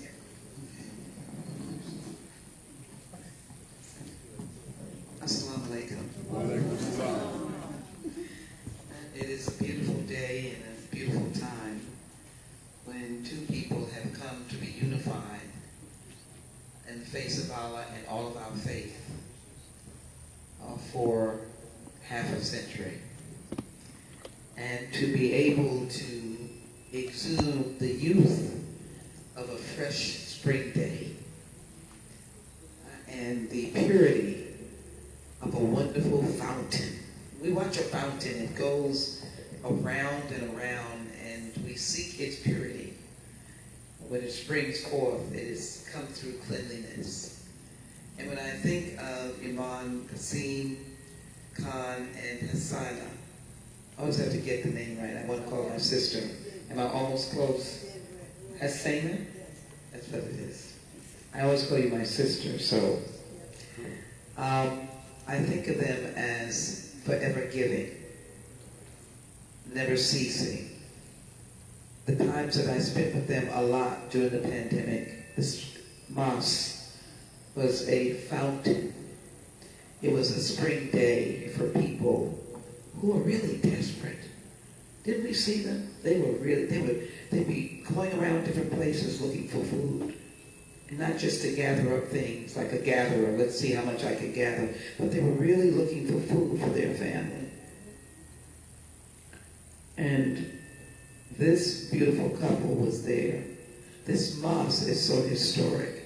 And I'm so glad I was able to, at one point, be a contributor during the time that there was a necessity for giving a large gift. And one of our fellow Muslim brothers was so moved to give a gift to the mosque because of its record, because of its service. And it has done so with this wonderful couple and this exhibition of unity, of love, and the teachings of both the Quran and of both the wonderment of the faithful.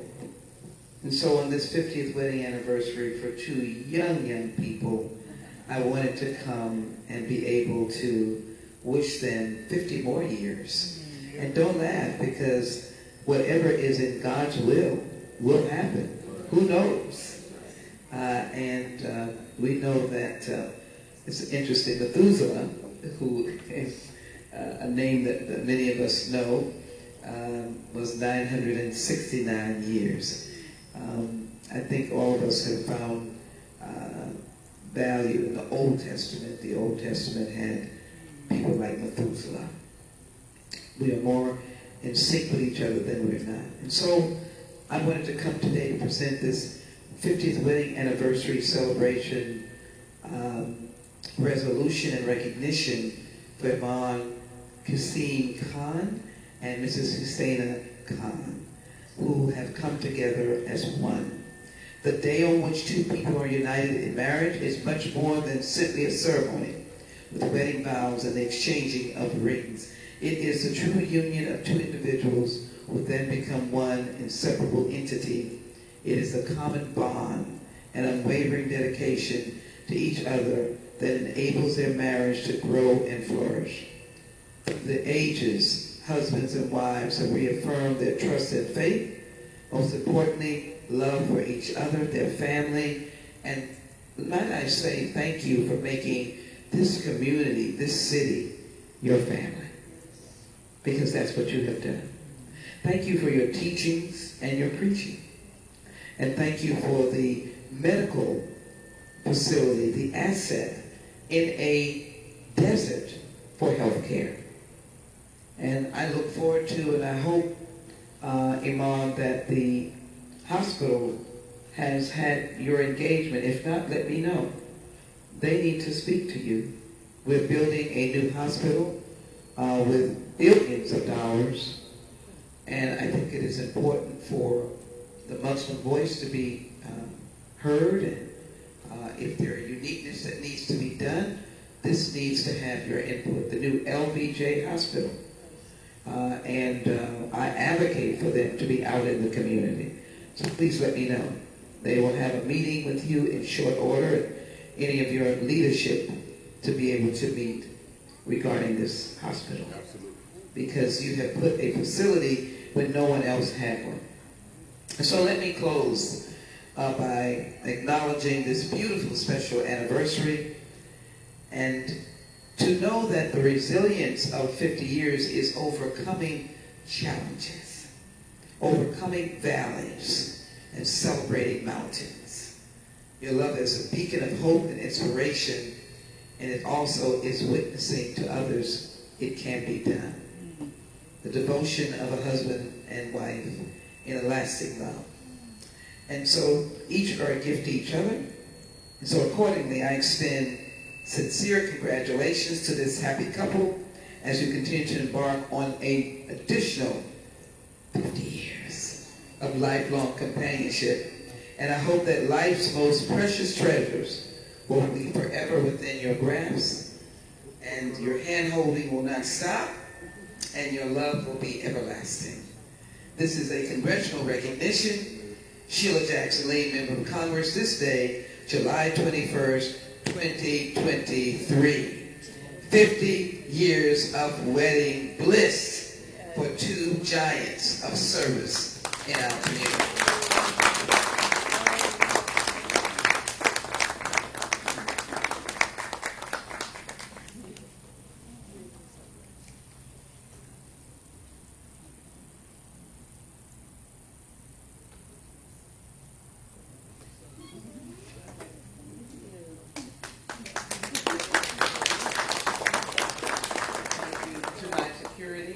And I will give you all a little tidbit.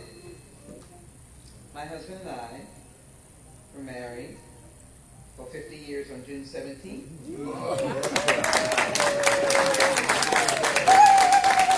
we just go out on a date.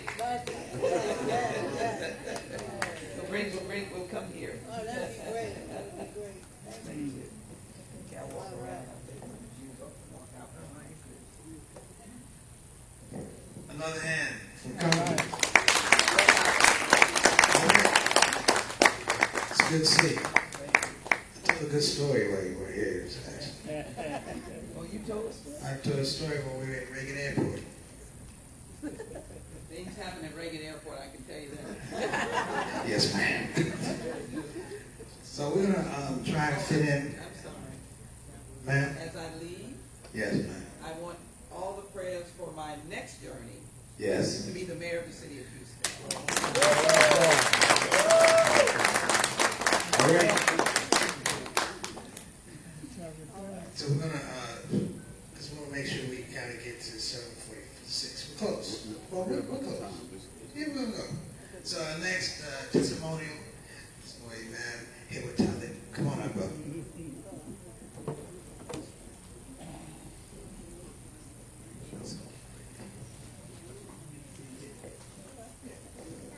Assalamu alaikum. And first of all, congratulations to both of you. Thank you. I think I might feel better about your 50 years than anybody in here.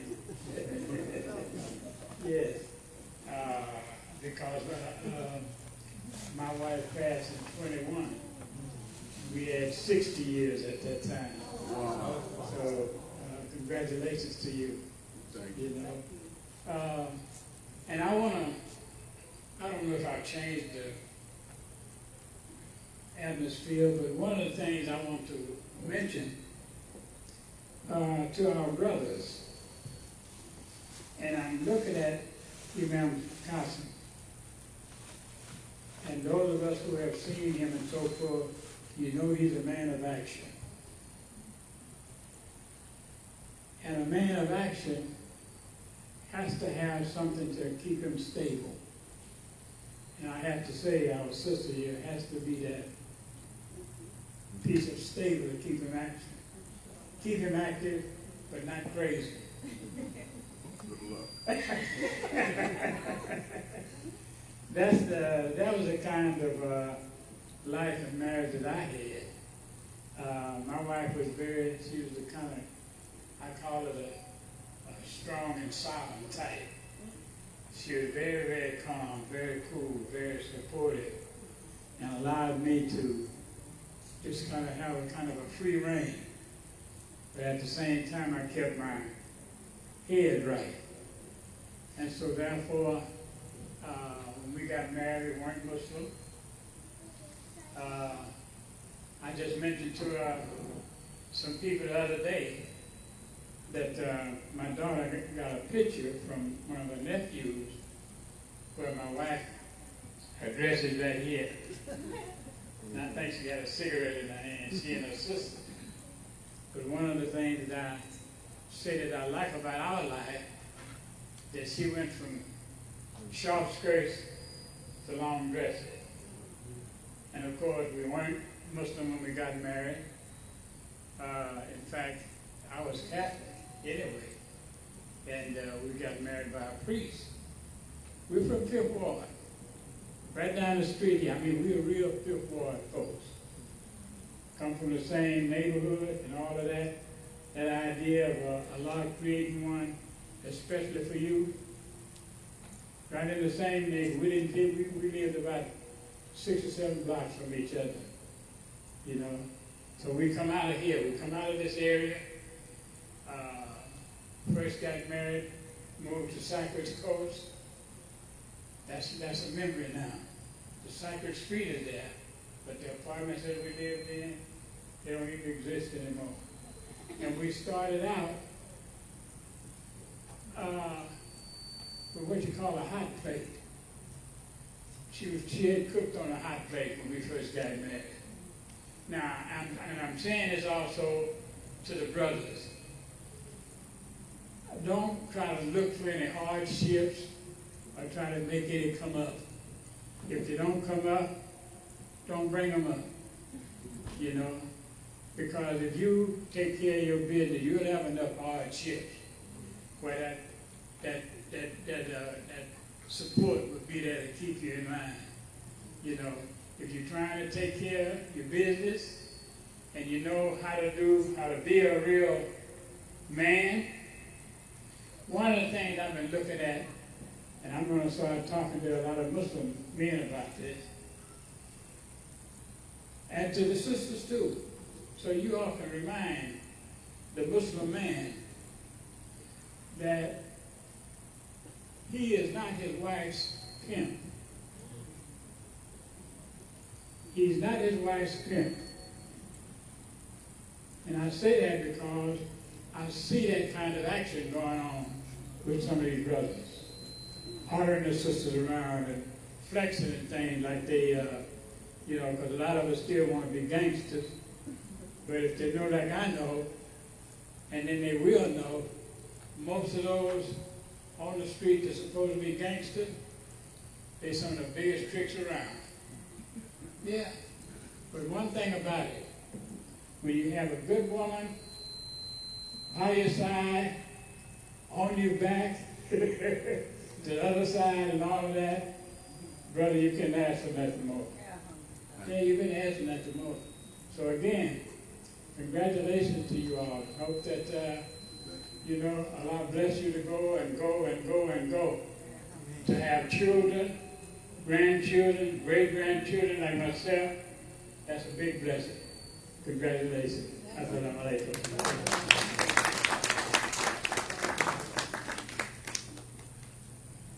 We're going to have Sister Akila Davis come on up and speak.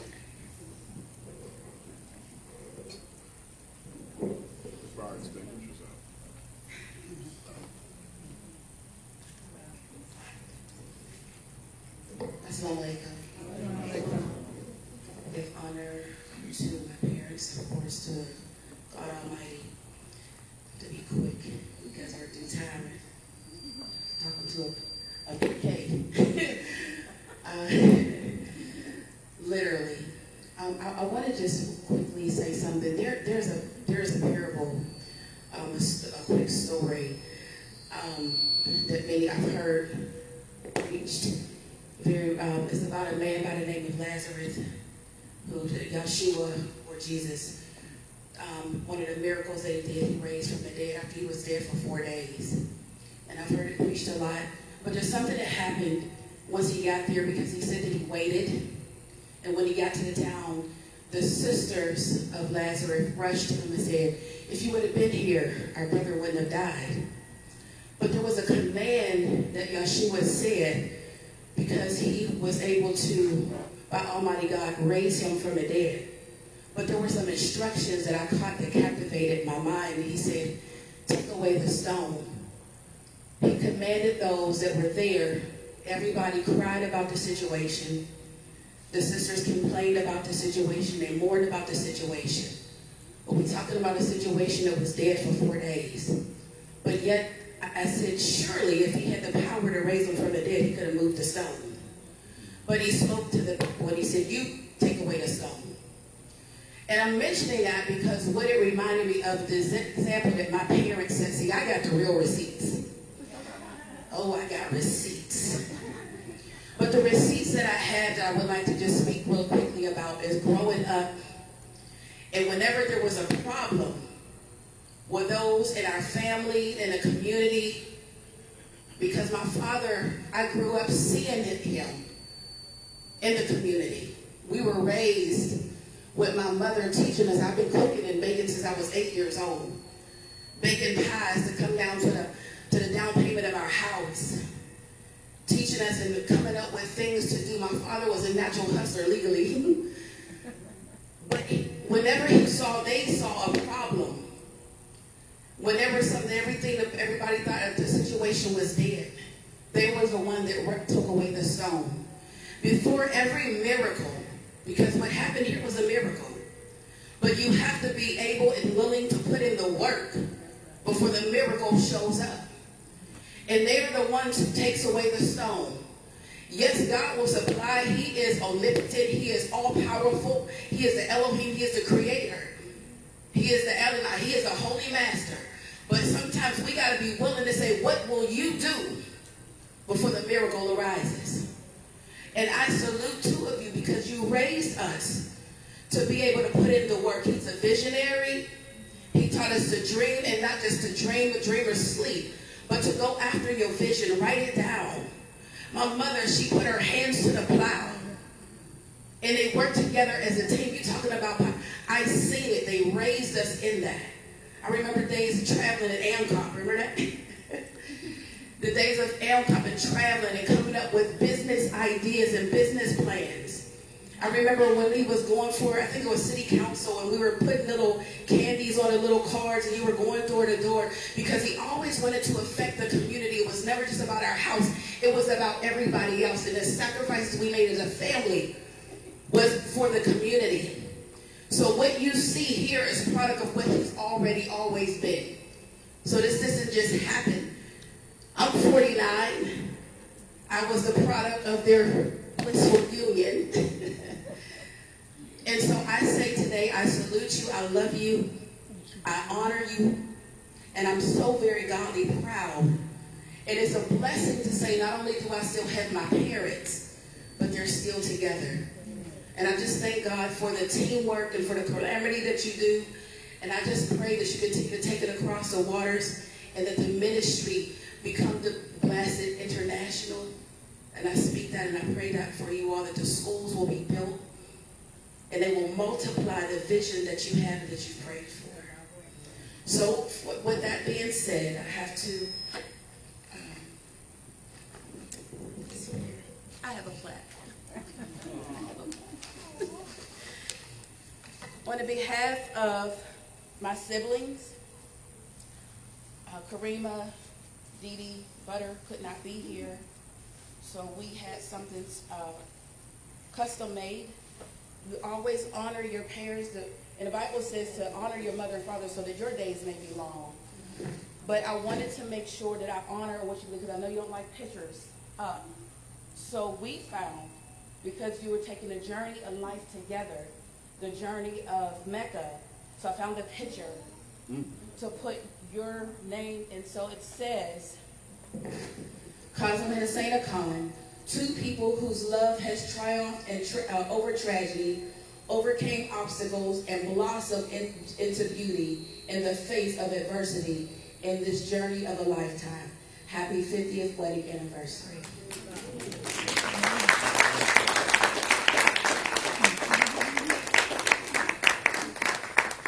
I'm out of luck this one.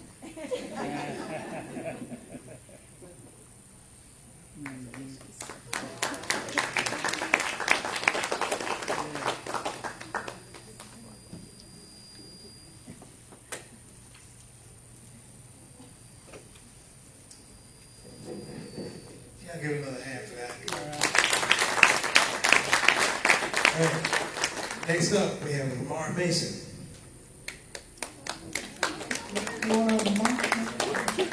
Let me introduce him. check. I already told them what y'all said. You will never appreciate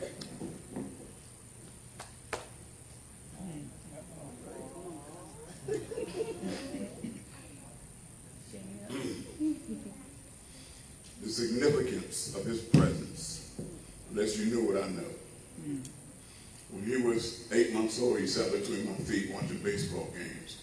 And I tried to make him promise to grow up and be a baseball player, so I gave him the nickname Champ. You know, when he was 12, I was in Cleveland trying to remodel the 3rd floor of First Cleveland Mosque by myself. And he came by to help me. He went downstairs and screamed at all the brothers said. Now this was when he was 12. How many years ago was that? When he was 12? About 20. 20 years ago. And he said, he's an old man up here on the ladder by himself. Y'all brothers need to go up there and help him. He told him off. Then he got a job for the summer working for my demolition company. This is a man that's not afraid to speak up. He's a go-getter, and he's proved it. He's a successful businessman now with a beautiful family. And so it's very significant that my grandson is here to say a few words to you all. So I just want you all to appreciate his presence here like I do.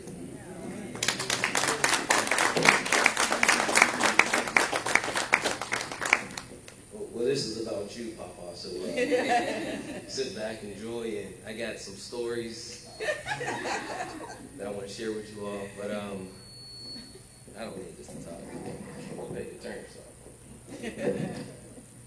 I was voluntold to speak to you all today by who you know as Imam Qasim and Sister Hassaina, Nan and Papa to me. Since I can remember my grandfather and my grandmother, you always have impacted the community. When he speaks about me working with him in Ohio, sometimes people give you things directly, sometimes people give you things indirectly to impact your life. Whether he knows it or not, that demolition company that I was working for, I think, man, I got $200 or something like that. We put in a lot of hours, but that inspired me to open up my own construction company. I never told you that. I want to take the time to thank you for inspiring me to be my own man, to stand on my own, and never look for handouts. I remember in Ohio, my grandma, there's maybe about 1,200 people. I'm sitting there thinking, like, okay, who's catering? He said, you looking at her. You know, the benevolence and the inspiration and the impact that you have on the community, not just here in Houston, not just in Chicago, not just in Cleveland, but the world. There's a map back there, if you guys get a chance, that will show you all the different places they visited and helped build schools and communities and given donations to different mosques. And when you think about politicians, right, no offense to any of the politicians here, you think about movie actors and musicians and the things they talk about, they actually do it. And they do it from their heart. I've seen them go without so they can provide for others. When I came down here, my grandma was just in true bliss. I can't wait for you to come back here. Come look at what we got back here. I'm like, oh, they got a new car or something? She showed me the pantry they had back there with all the foods and all the supplies that they pass out to people each and every day. That's something that monetary value can never provide for people. There's clothes that they donate. The things that they do to change people's lives, to give them a second chance so they can bless somebody else. And you taught me how to be a man, how to be a husband, how to take care and love my family. And for that, I've always been your dad. My grandma, making clothes, making shoes, cooking for the masses, teaching me how to truly nurture and love and be a man of my word. And love my beautiful wife, Shayna, my daughter, Ava. These are all things that, it's not about what you give to somebody, it's about what you put into somebody. And these are all the things that they instilled in me that I'll carry for the rest of my life. So I just want to congratulate you all on 50 years. Thank you for giving him 5 minutes, because after meeting him, I was like, I don't know how she did 50 years. But it's truly an honor to be a part of your legacy. And I love you both. literally, I wouldn't be here without you. So, thank you, and I appreciate you. And I will recommit myself to making sure that the things you all do will not go in vain. From the mess in Ohio to seeing what you guys hear now is a true testimony of what it means to not walk in front of somebody, walk behind somebody, but walk right by their side. And you guys will build together. And this is, I was in awe when I seen this, seeing from where we came from in Ohio. So thank you all for not just impacting the community, but impacting me personally and the rest of our family. So thank you.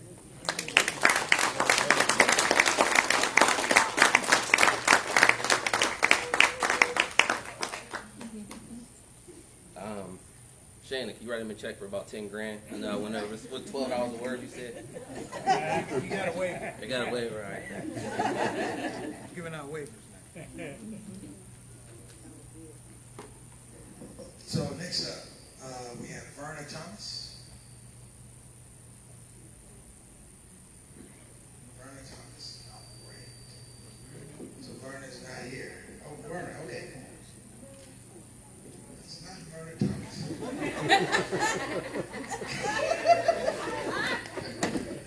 What is this fundraiser? She owes $1,000. So we know that's not Verna. So can we have Sister Nina Mohammed? Okay, there we go. We're rising up. That's 0 for 2. Jasmine Brown. Ah.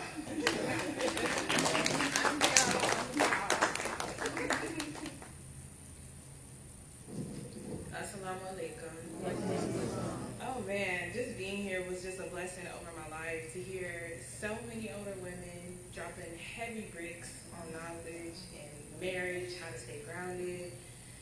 That was just being here was a blessing for me because I am only, I think 2 days from now will be a month into my marriage.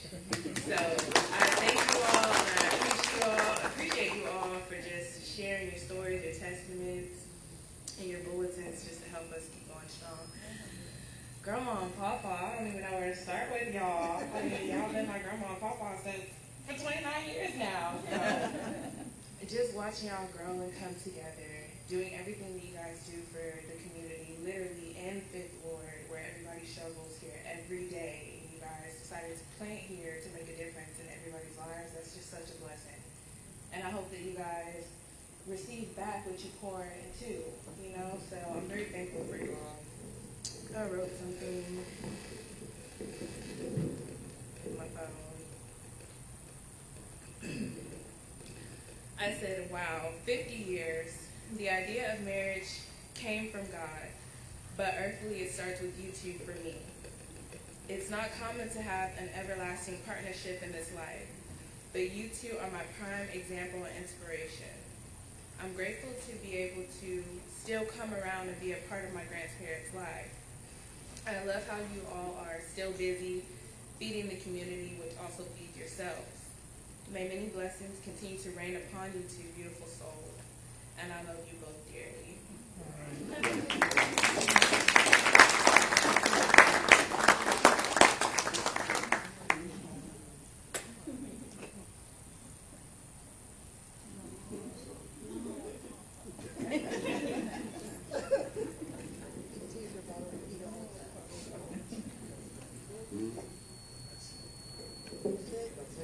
Is it more?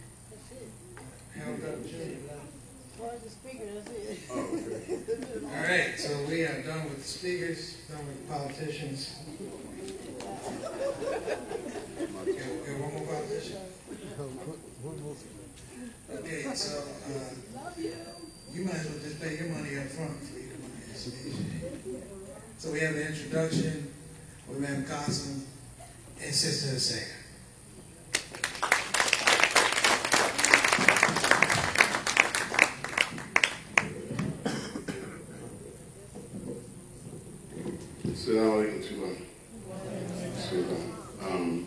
I know that for a little longer that we promised a free dinner for everybody.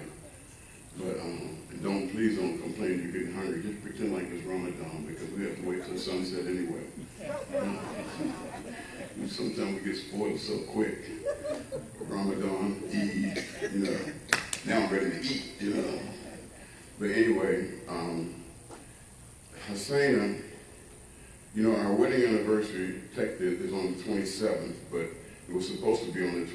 faith. I think that I can privilege to tell you a couple of little brief stories before I give my presentation. We were working together. I met her in the Shabazz restaurant. She was a waitress.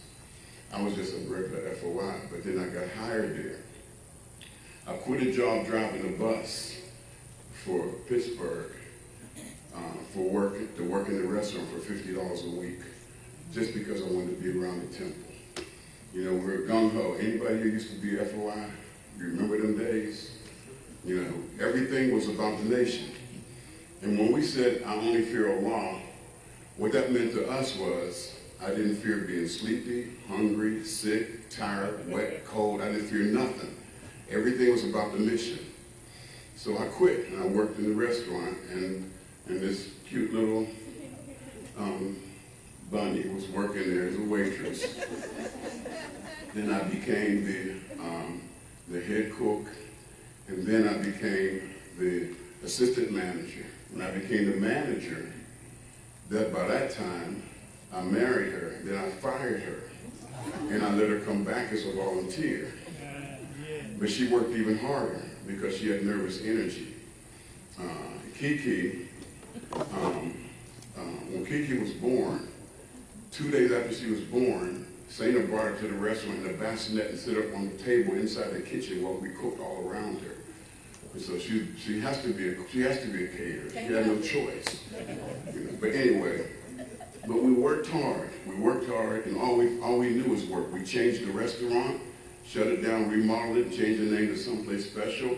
Took the vacant building next door and made a retreat for the kids after school, non-Muslims as well as Muslims. We called it Shabazz Mini Rec. You know, across the street was another vacant building. We remodeled that and had a daycare center for the women that had to work and someplace to keep the children. We had beds and everything in there. We developed a catering business out of the restaurant, raised money for the masjid. I write poems, and so I was writing poetry and selling the poems to raise money for the temple at that time. But we were always working together. That's all we knew. But she had stick-to-itiveness. She hung in there. But then when the original Nation of Islam, and I say that, you know, carefully, the religion, when that shut down, the only thing we left behind was the shirk. The work ethics, the energy, the enthusiasm, determination, we brought that with us. You know, and so a lot of people didn't understand the energy we had, but we couldn't help it because we thought that's what you're supposed to do. You're supposed to work, not just talk religion. And so that's what I admire about her, and she's not afraid of any challenge. We first got married, we had to share, we had a one-bedroom apartment. We had to share the bathroom with a tenant that lived upstairs. And we'd get up at 4 o'clock in the morning. We didn't know about Salat, but we got up in the morning. We played badminton, then we jogged around the neighborhood for 5 miles together. You know, and practice. She taught Shotokan karate to the MGT. Well, now you know why we have such a happy marriage. I dare touch it. As a matter of fact, here's a story. 3 days after we was married, I was in the kitchen and she called me and she said, "Brother Fred." I turned around and she got in a cat stance and punched me in my stomach. Now, while I was coughing, I said, "What?" She said, "I just want to let you know. I do know how to fight. So let's get this off to a good start." That was 50 years ago. I ain't touched her since. I don't get no ideas. Because it don't work for everybody. The person you punch could have the fear of God. And some of these brothers don't fear God. You know? Okay. So anyway, so I respect her and I appreciate her. I've written so many songs about her, and I rehearse. You brothers sing to your wife? You brothers sing to your wife? You sing to your wife? Do you sing to her when she's not around? You do that, right? Yeah, I do that a lot too. I rehearse songs. I want to sing to her, and I've sung to her in public. I took her on a cruise and I sang a song to her called "One in a Million." I won the talent show. You know, I won. Took the trophy home. This is for my baby. And I gave her the nickname Red because she a compliment and her face turns red. You want to see? Want to see an example? Watch this. Take it off. You're so beautiful. See? It works. You brothers, you knew. If you've been married less than 6 years, you're still on your honeymoon. I'm trying to tell you, talk nice to her, give her compliments, especially in front of her friends, right? That's right. You're beautiful. Okay, so I'm going to finish with this because I want her to have the last word. I'm going to hear that last word. And I wrote a poem called The Ode to the Honorable Hassaina Imam Qasim. First, let me get my crying out, because you know how I am. The title of the poem is called Because She Stayed. Can I have a sip of your water? Ain't no floaters in this.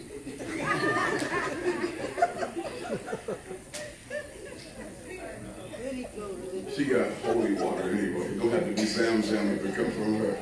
Sweeten that water, baby. Okay. She's so sweet. Sometimes when she smiles, I get cavities in my teeth. Yeah. She's so sweet when she has gas, the room smells better.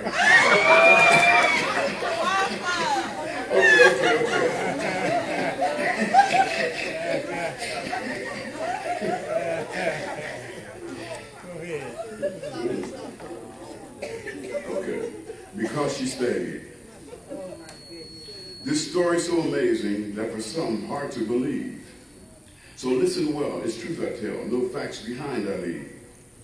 Third from the youngest, Hassaina, of siblings 22, though in her household only 8, the ones with which she grew.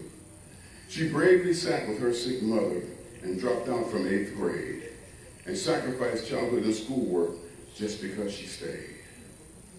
Her righteous Christian dying mother spoke her last request. Go to the mosque, my faithful child. Islam for you is best.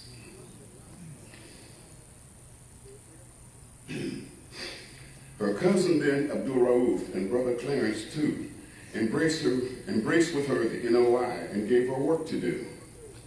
This woman child in promised land had faith that would not fade, determined to face every test, grew strong because she stayed. We both worked in the restaurant owned by the mosque nearby. I barely noticed her at first, but soon she caught my eye. So I married her, then tried to fire her from the job we made. She proved the restaurant was better just because she stayed.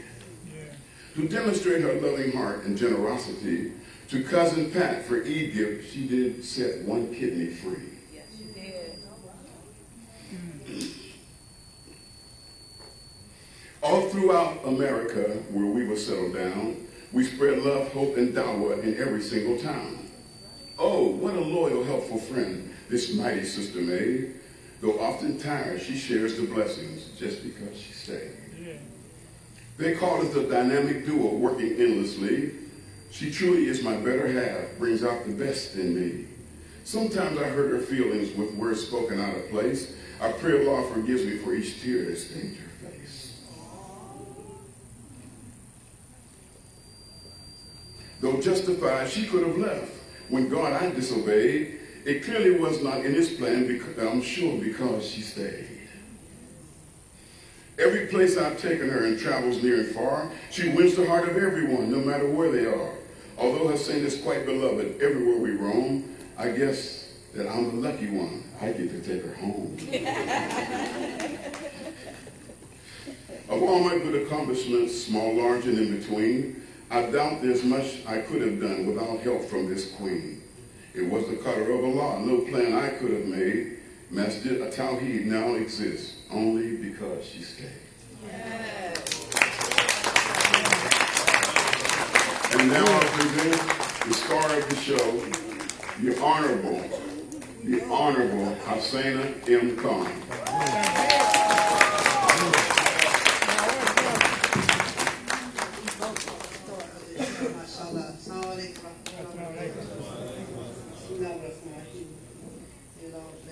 Everyone here for being here tonight, and may Allah bless us to be we are together. We both started. I really had a lot I wanted to share, but it's so late, and I don't want to get started and hold everyone, because I wanted to share my life, our struggles, and the bitter assault that we all will go through for the young people, and the sincerity of marriage is not just being flattered and, being in love and holding hands, but it's a lot connected to marriage, and it is work. It's not something easy. It's a blessing, and I can understand why Allah on the island allowed us to get married with his blessings, and not to just live in common law and disrespect. You know each other over the years. You grow. And though we've been married, alhamdulillah, almost 50 years, there's still a path for us as a journey to get to know each other more.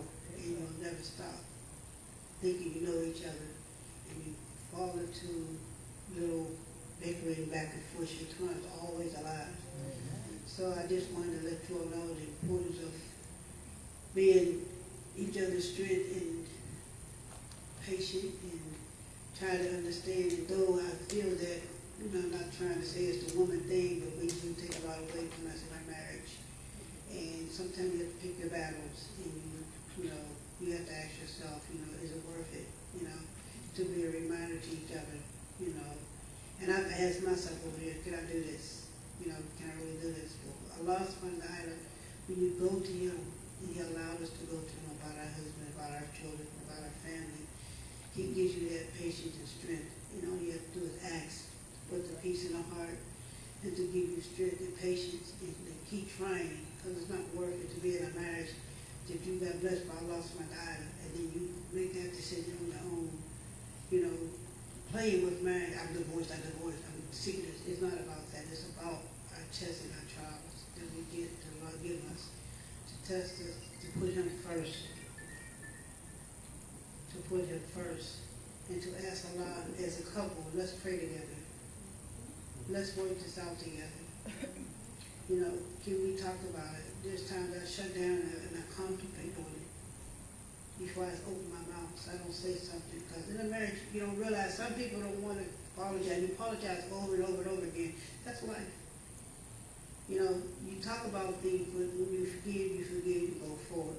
So there's a lot of bitter salt, sweetness, sadness, dishonest in a marriage. But if you work with it, and you forgive, and you pray together, you'll make it. So I don't want to take it any further. Maybe one day, inshallah, we can have a class and we can share some things on the difficulties, how you handle them, how you appreciate each other and respect each other. Don't lose the respect. That's another thing that's very, very important, to have privacy, a surprise package of each other. Just don't take these for granted, But it can go on and on. May Allah help us to get together and strengthen each other in our marriage.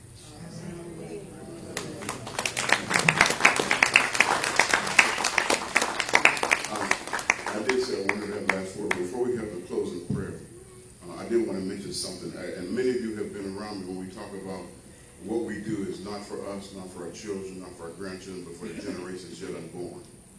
And I want to give a message to my new granddaughter, Hassaina.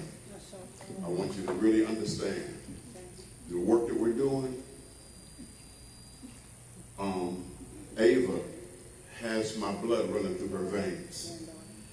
She's my great-granddaughter. And when she gets in high school, they're going to be reading books about what we're doing here. And when she grows up and gets married, I'm not trying to rush you, baby doll, but she's going to, her children, when they get in school, they'll be able to say, my great-great-grandparents was doing that. They're the ones that we're reading about in social studies, in the history books. We're trying to prepare something for the generations yet unborn. And I think about Ava and the other great-grandchildren and the children and the great-grandchildren of all of you all. When we're trying to build this, everything we try to make it perfect, state of the art, because it has to last. That's what we're thinking about. That's what drives us. That's what motivates us. It's not energy we have. It's determination. And no matter how strong you are, no matter how many Red Bulls you drink, If you don't have determination, you're not going to get anything done.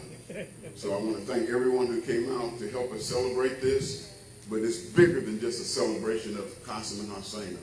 It's a celebration of the future of the city and the future of America as we begin to make a better place and instill peaceful coexistence with everyone here to make it safe.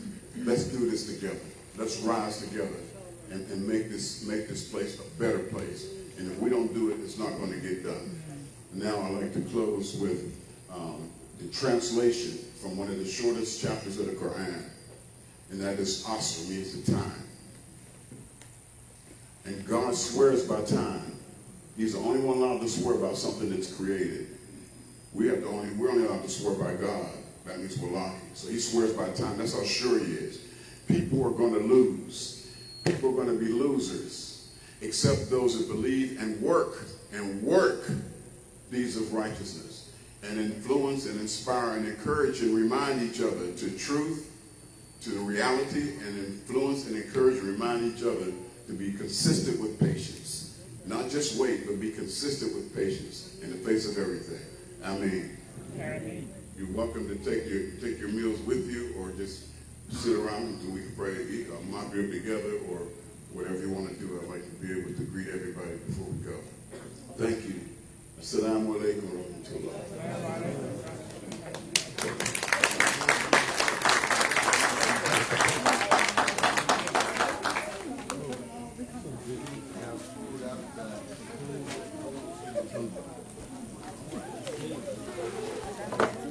No, we'll let preacher master. Yes. Leave my mobile information. Oh, okay. Where do you want to leave it? Can I like slip in? Just give me 1 minute. I'm gonna take a phone. Okay, before we let everybody go, we have food outside. Make sure you eat. You can eat here.